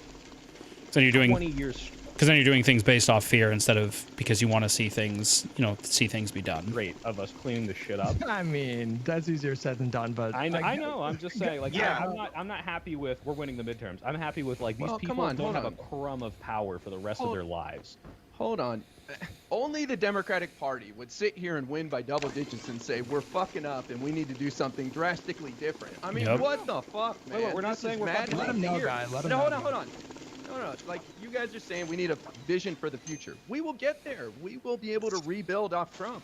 I mean, I'm not worried about us having some vision. Like, we have the policy. We just need the salesmen. We need the cheerleaders, which is essentially what Trump is for shitty policy. And we will get there. To Rashad's point, I agree with you. That's actually true. Yeah. Well, but hold on. Rashad, I agree with you that we're steps behind these guys, years behind. And we will have some stumbles out the gate as we do our podcast, and Gavin Newsom's going to have some bad moments and stuff. But we'll catch up. And I think we're better. We're more talented.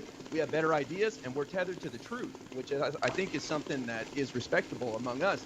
The Republicans. Also, the other thing is, God, if you've watched a lot of anime like I have because I'm a fucking weeb, okay? Whenever there's a plot that comes forward, the good guys are always on the back foot for that plot because the plot was operating within the shadows. Like, you can't defend against something you don't know of. Like, it's just, if there's 100 invisible freaking samurais around me and I don't know they're there, I can't all of a sudden start, man, I should really slash at the air because there's like 100 samurais around me. Like, I just, until they've made themselves known and until the plot comes forward, there's not much you're going to be able to do about it. And then at that point, you're always going to feel like you're on the back foot until you deal with the problem at hand in a way. So I understand the feeling of being on the back foot, but you have to realize that a lot of the shit that some of these political groups have done has all been on the shadows in, waiting for the right time to strike type deal. Republicans are liars. So I agree. Like, Pisco brought up a point. This is the Trumpian era.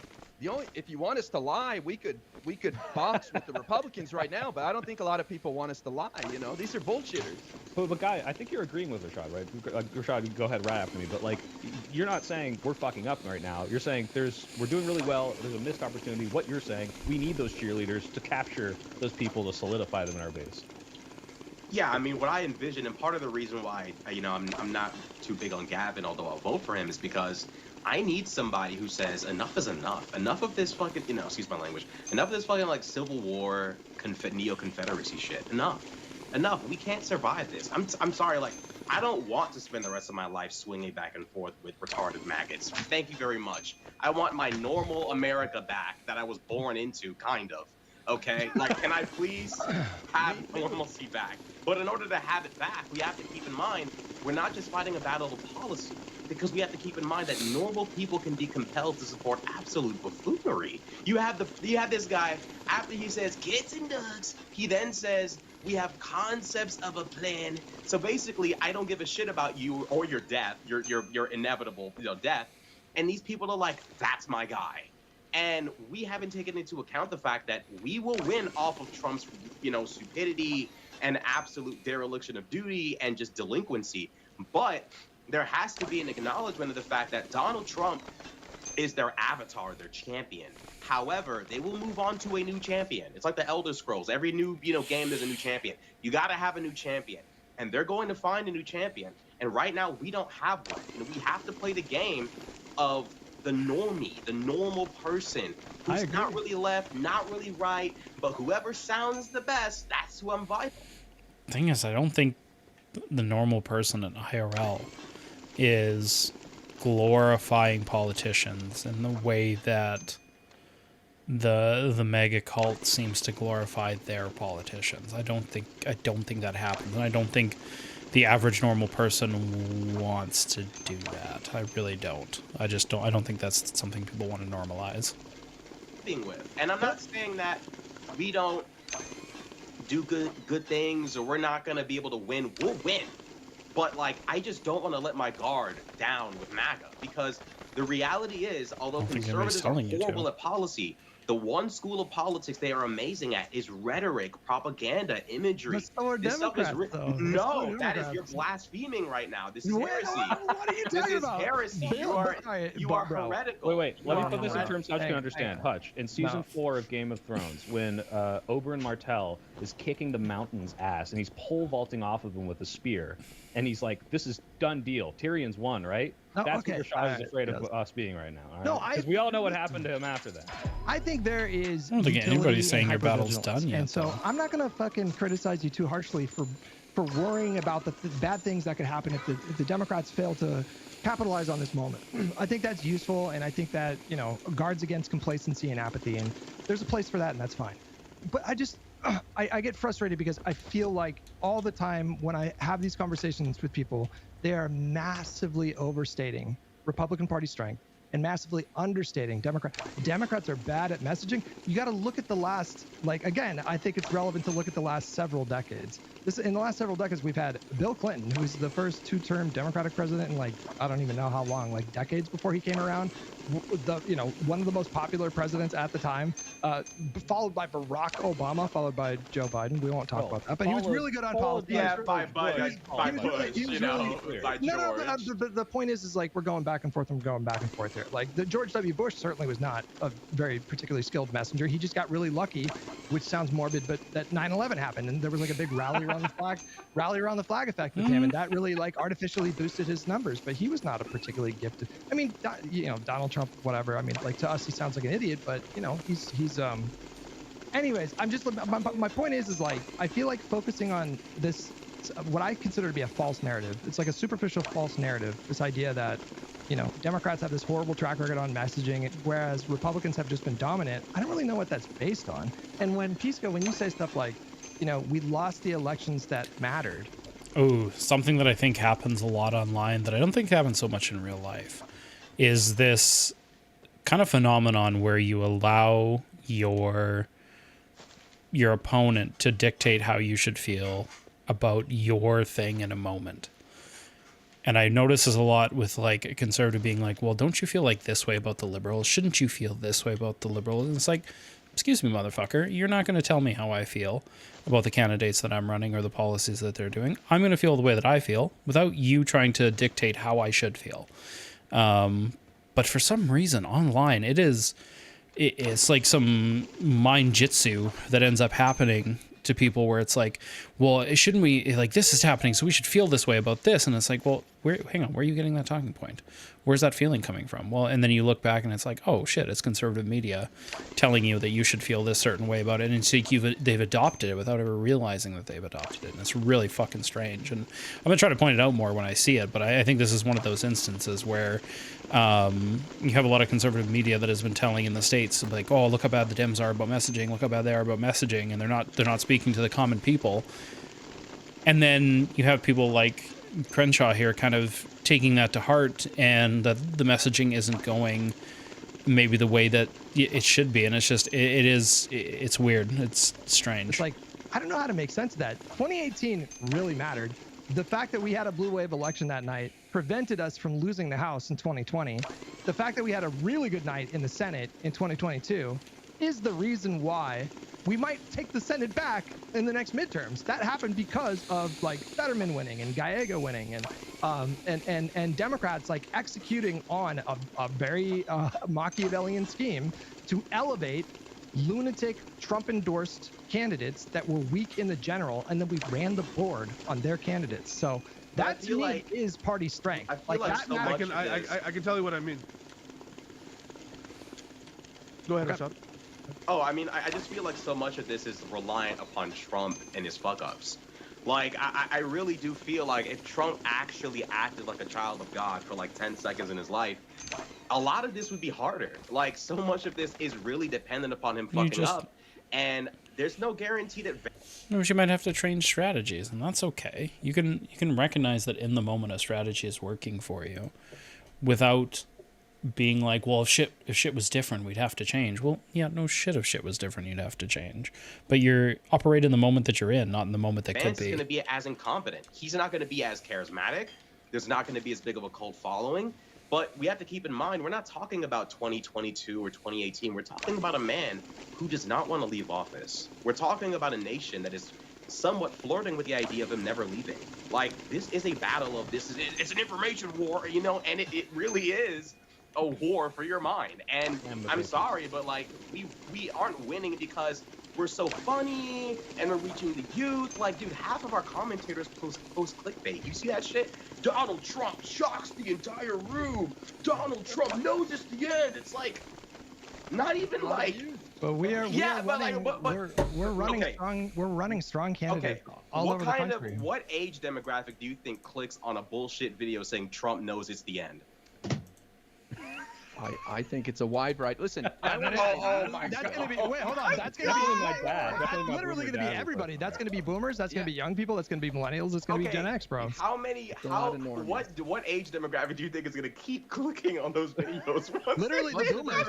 Literally the boomers. I hate to say it, but when this is something that frustrates the shit out of me too. Is when people go, oh, I think it's really silly that we're making these clickbait titles and clickbait videos that are like, we should be making other ones that aren't centered around Trump. And then all his videos is Trump, mega, Trump, Trump, Trump, Trump, Trump, Trump, Trump, Trump, Trump. Like, are you like, buddy, you're making the clickbait videos. Like, you're doing the bad thing. What the fuck? Okay, so what I'm saying is like most of them are salivating over Josiah. Yeah. Like, I'm just saying like where's this guy's videos promoting like democratic ideas or candidates that he likes, or talking about issues that aren't tangentially related to Trump. Like, no offense, buddy, but your YouTube channel is also thriving off the fact that there's a Trump presidency right now. And that, you know what, I'm not saying this guy's doing, but that actually does make me wonder sometimes how often people discuss things in bad faith natures because they themselves are benefiting from somebody like Trump. It's the perpetual problem people. It's the perpetual problem people that it exists, and it allows them to continue discussing problems instead of dealing in solutions. And that's just, it is kind of funny to complain about clickbait videos and then go to the channel and there's like a fuck ton of clickbait videos. Like, that's next level irony type shit.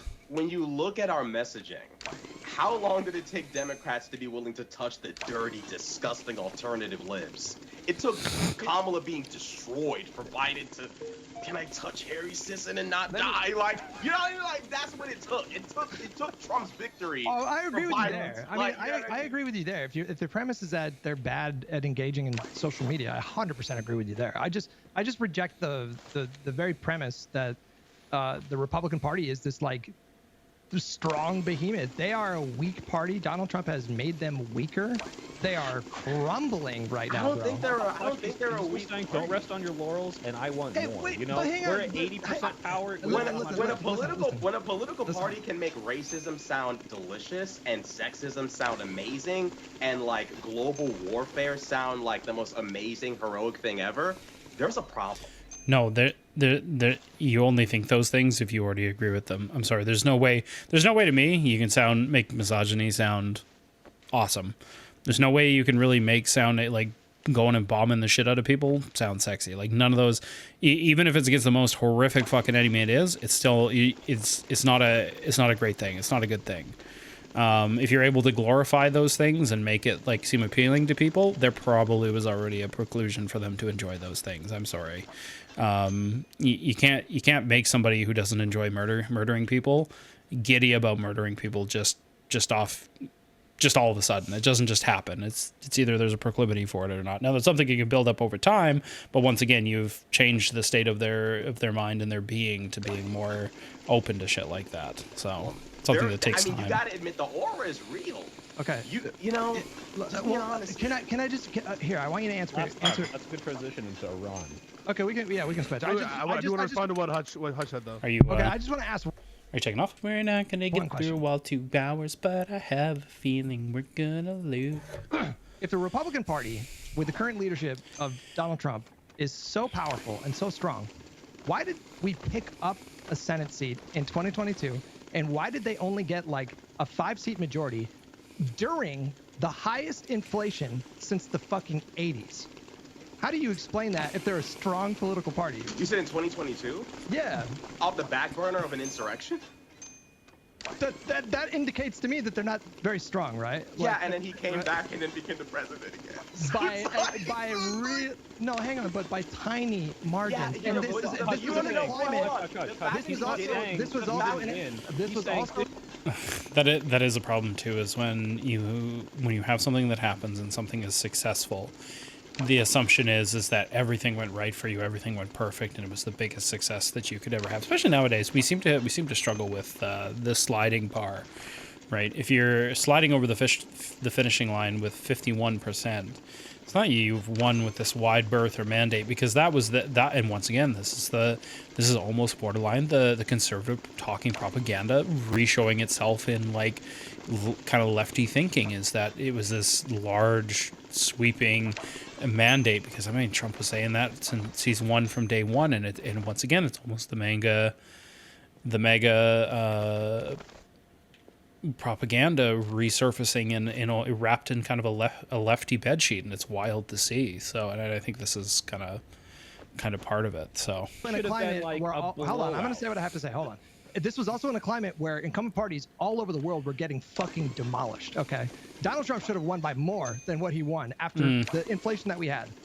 That's what's happening in all the parties, like the whole world. And he barely thank won fuck that. Canada didn't go that You have way. to keep in mind though, like Donald Trump, okay, so Donald Trump, he's able to kind of make people forget. Like, we have to keep in mind, like, It's not just when I motherfucker. It's not just him. It's once again, it's everything. People just.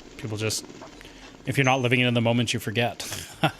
say they're strong, there is strength in being able to gaslight like 300 million people, or at least get them to lower their guard. That's big.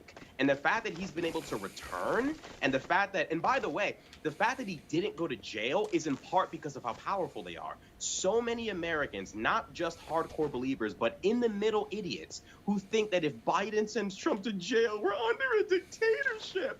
Biden, part of why he couldn't even send that bitch to jail wasn't in part because of Merrick Garland being a bitch himself, was also because the American people would have been like, well, I don't know. I think Trump's actually a great guy and Biden's actually the devil. it took Trump being reelected for people to realize, damn, maybe Unc really should have put his ass in jail. So a political party that has that big of a mandate amongst the people to where people don't even know where right. Yeah, but if the realization is the perception of what Biden would have been doing would have made people upset and made you think you were doing something you weren't supposed to, only for the bad thing to happen and people realize that, holy shit, they should have done the thing, that's not on the politicians for the majority of that issue. I mean, you can put it that way, but then you also have to realize that your voters hold a sizable account of that accountability, because the realization that, like, hey, you couldn't take the truth, or the, like, what was actually going on, because you would have saw it this negative way when you shouldn't have. I think it's important to address that as well, and I agree with him. Like, if it seemed like a lot of kind of shit. Well, I don't know much into it, so I'm not going to speak a ton into it. But it seemed like it was just one of those things where stars didn't align. Things weren't going the right way. People did seem to drag their feet, and it could have definitely been handled a lot better. But at the same token, yeah, I don't know. It's really it's hard too when you're trying to do something, especially in politics, where you have people committing crimes or doing things they're not supposed to, and you want to hold those people accountable. It's so easy, like people like Donald Trump, to be like, look, I'm a political, a victim of politicalness, basically, when as a way to almost obfuscate any actual accountability that they should have. And it's really hard to kind of break through that lens in the way that people are going to view that. So don't know if I'm articulating that quite like I want to, but I think the point still stands. Or left is where reality is. But what mandate are you talking about? Think about it. If Biden can't even send an okay, the dude in that guy, right? Look at the guy in South Korea. He almost got shot or fried or whatever. They were gonna kill him. He got life. If Donald Trump spent 60 days in jail, the nation would have been in upheaval, despite the fact that he's so obviously guilty. But we're having a different conversation at this point. That is a different conversation, and once again, that is on your voting base, your population, not to understand the threat upon which they found themselves. Hey, what are these? These are 50s. Hang on. Stop. 50s and 10s. Okay.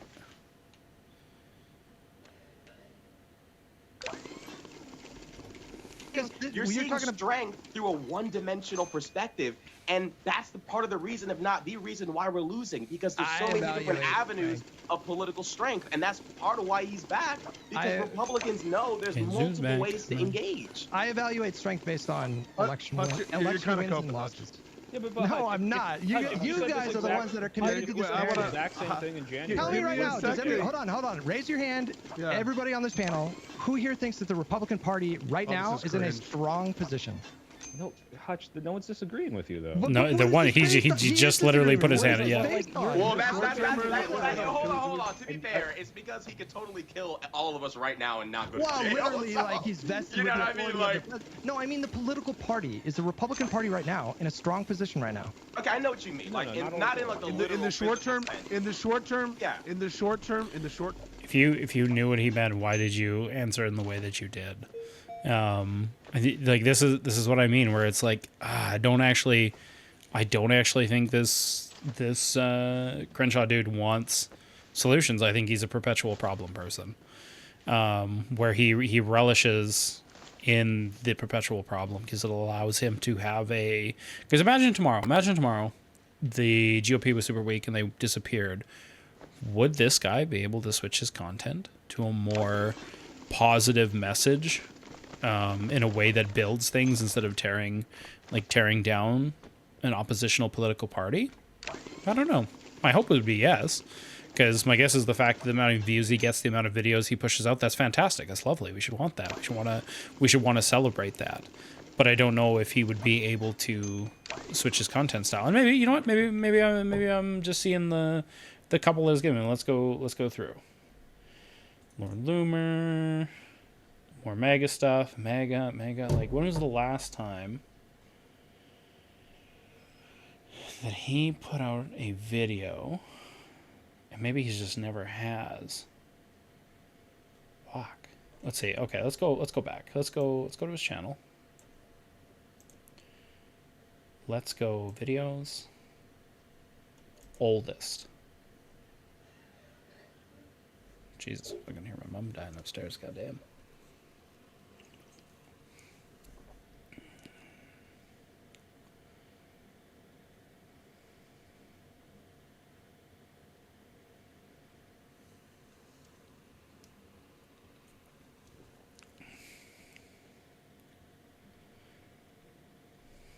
And you know what? It's not fair either. Maybe I should watch. Maybe we'll have to watch some of the videos, see if he, because it could be just the titles too are clickbaity, right? Not necessarily that they're not building something up, but I mean, shit.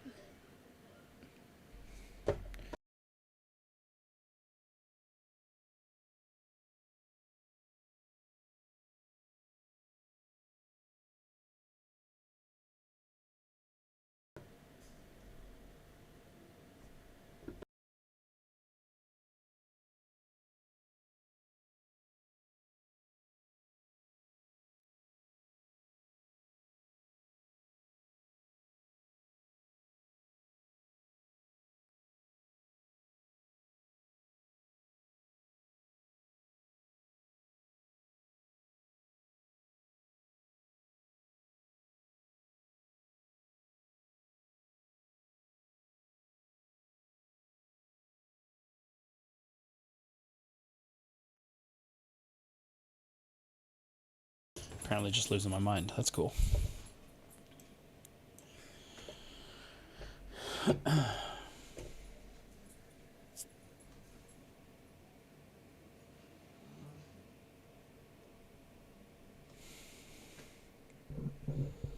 Because I mean, damn, like fucking, it's like a lot of the clickbait titles that he rallied against before. So yeah, I don't know. I don't know, man. Seems kind of. Term no. They're In the gonna short get term, no. demolished. You can They only- are in a weak position Okay, right now. good. I'd like to address what you were saying. Okay, yes. So, yes. with respect to the elections, you said you asked like, well, how can you say that? Do you think the Congress elections aren't really super important? Of course, congressional elections are important. But I'm going to describe in 3 ways why the elections that matter, the elections for president. The first is the presidency is the most powerful branch of Congress, of the government, and it's not even close. And it's not even close. The modern presidency is by far the strongest branch of government. It's the one that matters. Second way I'll explain it. I would take losing every midterm for the next 20 years if I could win a majority of the presidencies in that time period. I would take, think about it like the golden snitch, the third way I'll say it, and Harry. And this is the unfortunate reality that now the U.S. has slipped into, is when you've offloaded so much of your legislative power off to one body, or seemingly one body, because realistically it has been Trump that has wielded this ungodly amount of presidential power that realistically he shouldn't even have in a lot of aspects.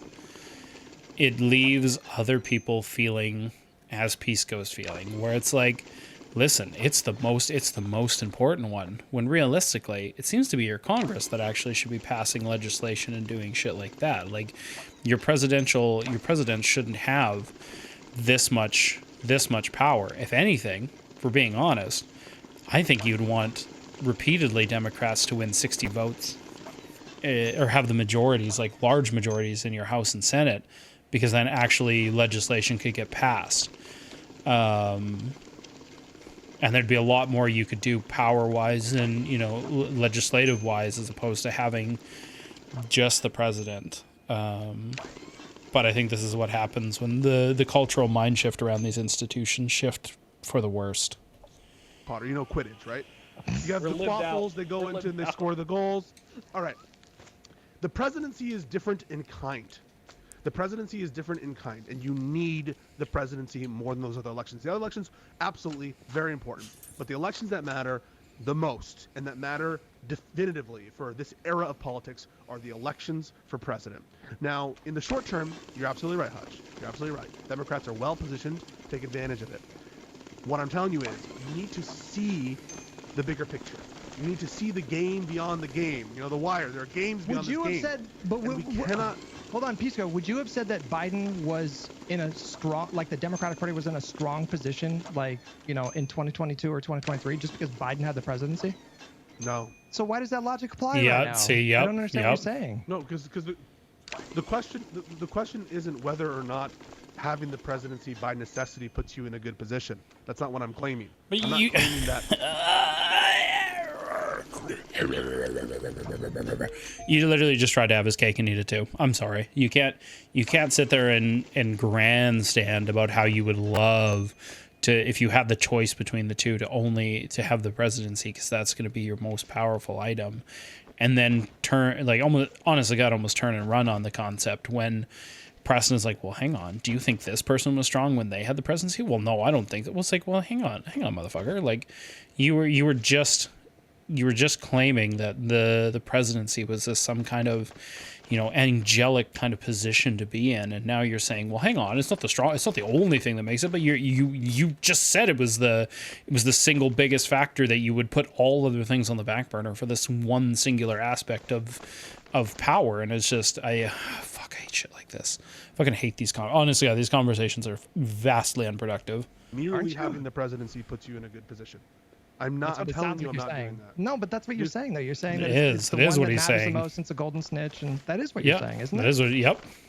Absolutely. I'm not saying that merely having the presidency is a sufficient condition to be, quote, in a good political. But it might not be the only thing. But what you're saying is, given the opportunity to go score a ton of goals or a ton of I don't remember fucking Quidditch. To score all these hoops and shit like that, you would vastly say that it's less worth the effort than it is to constantly be chasing the golden snitch. Cool position. Do you hear me? It's not a sufficient condition. I'm trying to tell you that the presidency. He's such a condescending cunt. You're sort of twisting your head like you don't believe. I'm trying to follow you. You don't believe me when I'm telling you this? No, I'm trying to follow you. He's trying to follow you, There's a thing- fucking asshole. Okay, there's a thing called being in a good political position. I understand that to be Bro, such a being condescending well-poised to, like, dick. win elections. That's what you mean when you say being in a good political position? Yes. Okay. There's another thing called power. Oh, and thank you. And importance and power, when I say it's more important to have the presidency, relate to things that aren't just being a good political advantage with respect to elections.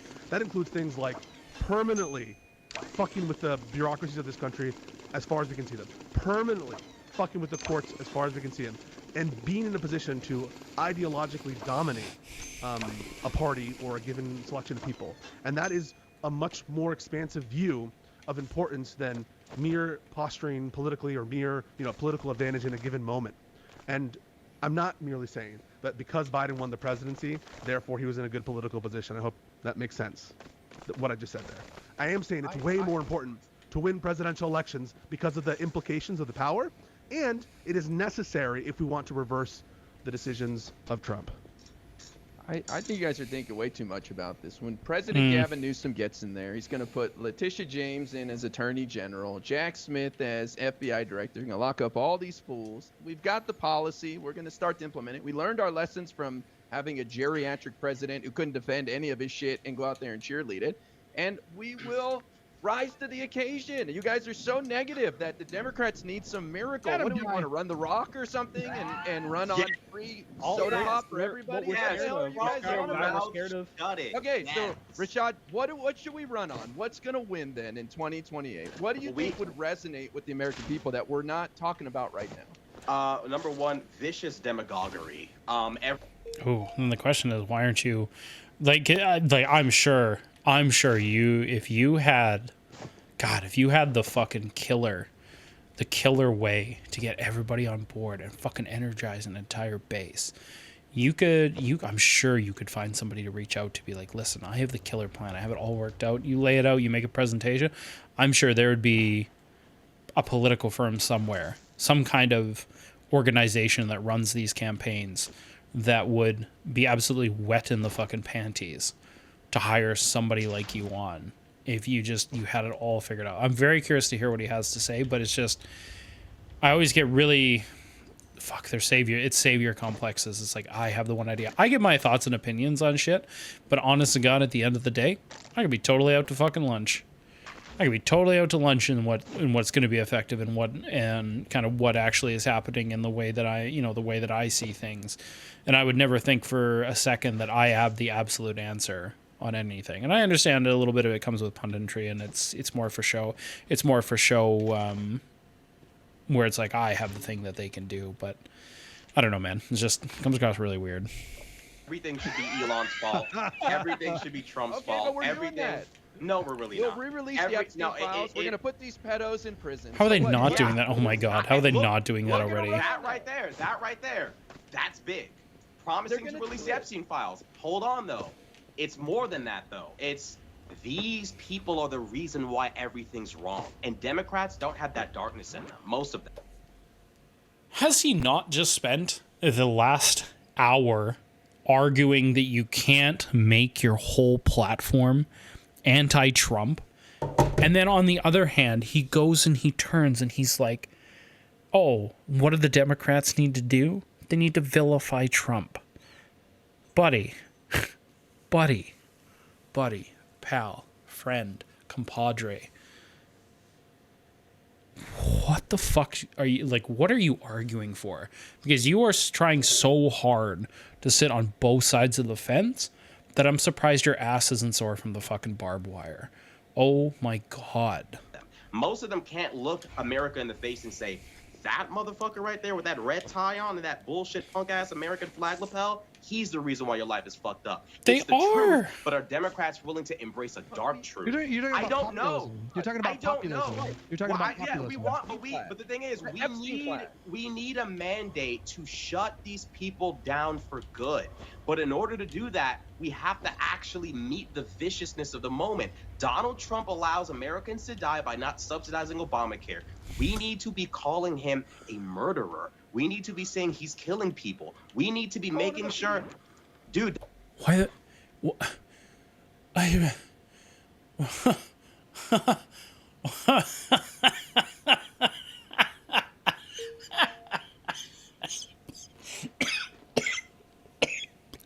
He's killing me. I'm dying.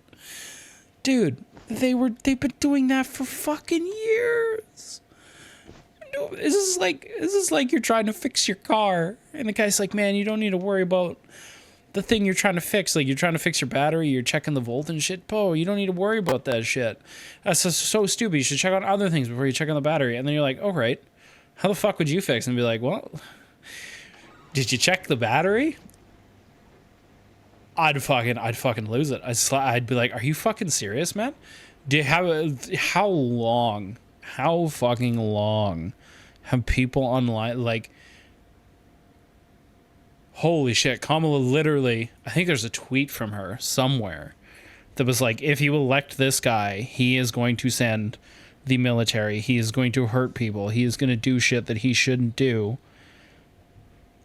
Like, all that was they've already been doing this stuff for a very long time, buddy, and it's not working. That's not it. Call him a People, pedo. dude, people Oh. unfortunately don't seem to care. I don't know why, Didn't but they Kamala, don't. Then why didn't would- Kamala Serious? No, I'm They don't fucking care. Why would it do any good to call them these things? If they don't care, and you're gonna call them these things, why would it do you any good? Bro, I don't get it. I really don't. Didn't So Kamala serious. do a lot I of think heated they do. rhetoric about Think Trump? about- Yup. Think hold about on, this. Think oh, about. wait, Hold wait, on, wait. though. Think. Pam Bondi sits in front of the United States of America's government and talks about the Dow in a conversation about child trafficking. Yeah, and she's getting And roasted. People just went on about their. No. Oh my, like, what? Well, like, I.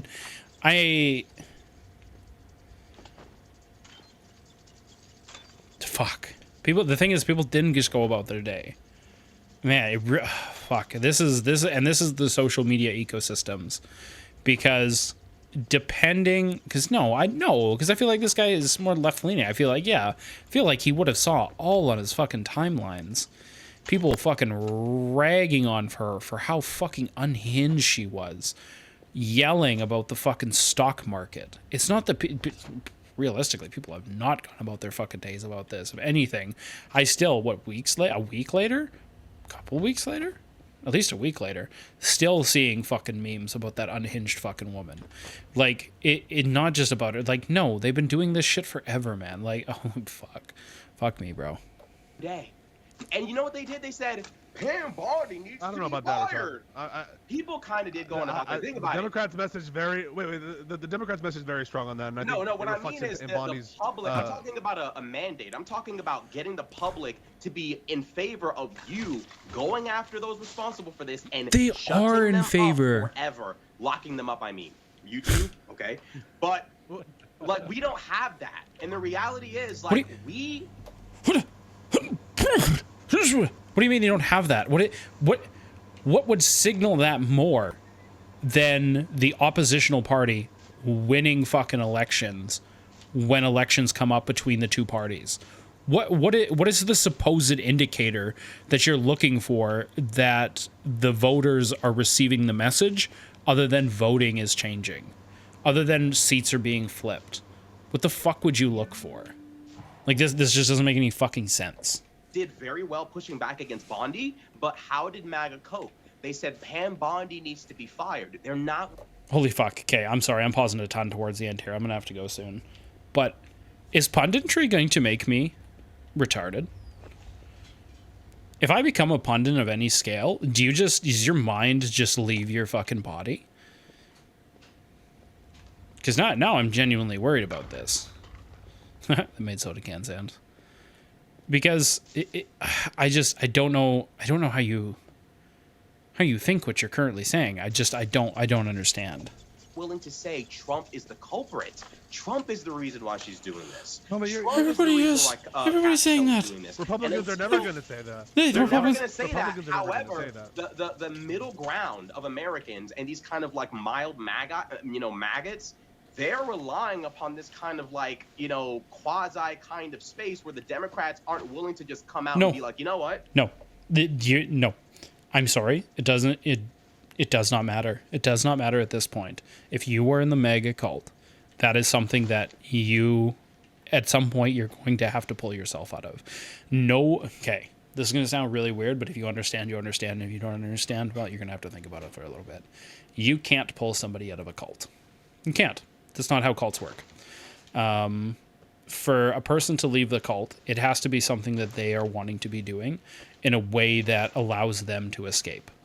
Now you can make the argument that talking with them and having them think about things and look at things differently, that's what could pull them out of a cult. But individually wise, you can't just pull somebody out of a cult. And at the end of the day, when you have somebody that's so poised to hate what somebody is saying, you're never going to be able to pull them out of that cult. They won't listen to you. An average mega voter is not going to be listening to an average Dem. That's just sorry, that's just not happening. Eventually something in their little sphere or world will break the illusion that they have kind of put over their eyes, almost like a spell, almost like a curse. But that's not something that you can dictate to them. That's just something that has to happen within their own framework of life. As uncomfortable as that might make people. So this idea that like, oh, if you say these things, it'll appeal to the mega voters. Your job isn't to appeal to the mega voters. You're never going to appeal to them, because there's so many things that have gone wrong already that it would have flipped a normal person that wasn't in a cultish behavior. But the fact it can't means you're more deep in the cult than you realize. Donald Trump wants to kill you. He wants to cover up the Epstein That's what file. Kamala Donald did, Trump. though. Kamala did Yep. this. She Yep. did this. She Yep. went in front of a Modi. She ran in front Yep. of so many podiums. It was like Donald Trump is going to send the military into your. Yep. She told everybody about Project 2025. She did way more Trump bad. She did way Yep. more Trump bad than Hold on, Biden and Hillary Clinton. She did. failed, Yep. not because she's a bad politician, but like at the last minute. That's like you're down maybe like 5 points in the basketball game. It's close. But at the very last minute, you want to talk about team, let's go. We don't have that much time. Kamala can't come in at the very end and be like, Trump's like the Antichrist. You think people are going to listen to that? It's not her fault. But the reality is the left was like stuff like, Trump's a Nazi, he's a fascist. We were a little bit too early on that. We weren't effective in actually confronting right-wing ideology. But the beautiful thing about But now it's the right time. Now it must be the right time. Nick Fuentes is racially attacking the vice president's family. Trump depicts the Obamas as monkeys. I mean, I hate to say it, but like, But I'm they're already happy. aggressively I'm aggressively happy. messaging on those Hold on things. a minute. What I'm saying is like, you have to be able to meet the moment and say, hold on a minute, no, everyone pay attention to this. Oh, and by the way, they're evil. This is their fault.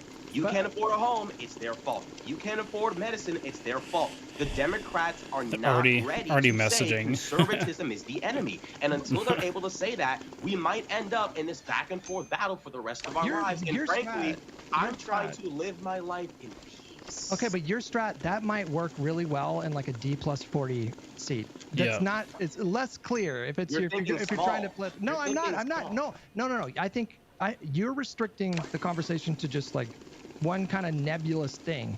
But the reality is that American politics at the national level, we're talking about hundreds of races all across the country that shape the country's entire politics. And I don't know how to square your prescription that You need a Democrats need mandate. to wait, Shut hold the on, real fuck quick. up. Hold on, real quick. Wait. Like,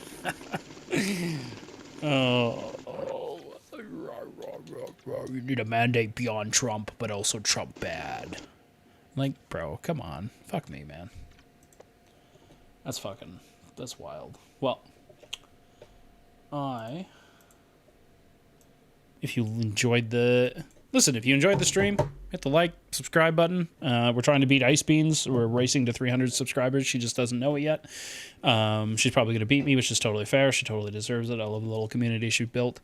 I look forward to seeing it flourish more and taking advantage of it like I did Heem's community. Yeah, until then, we'll see you later.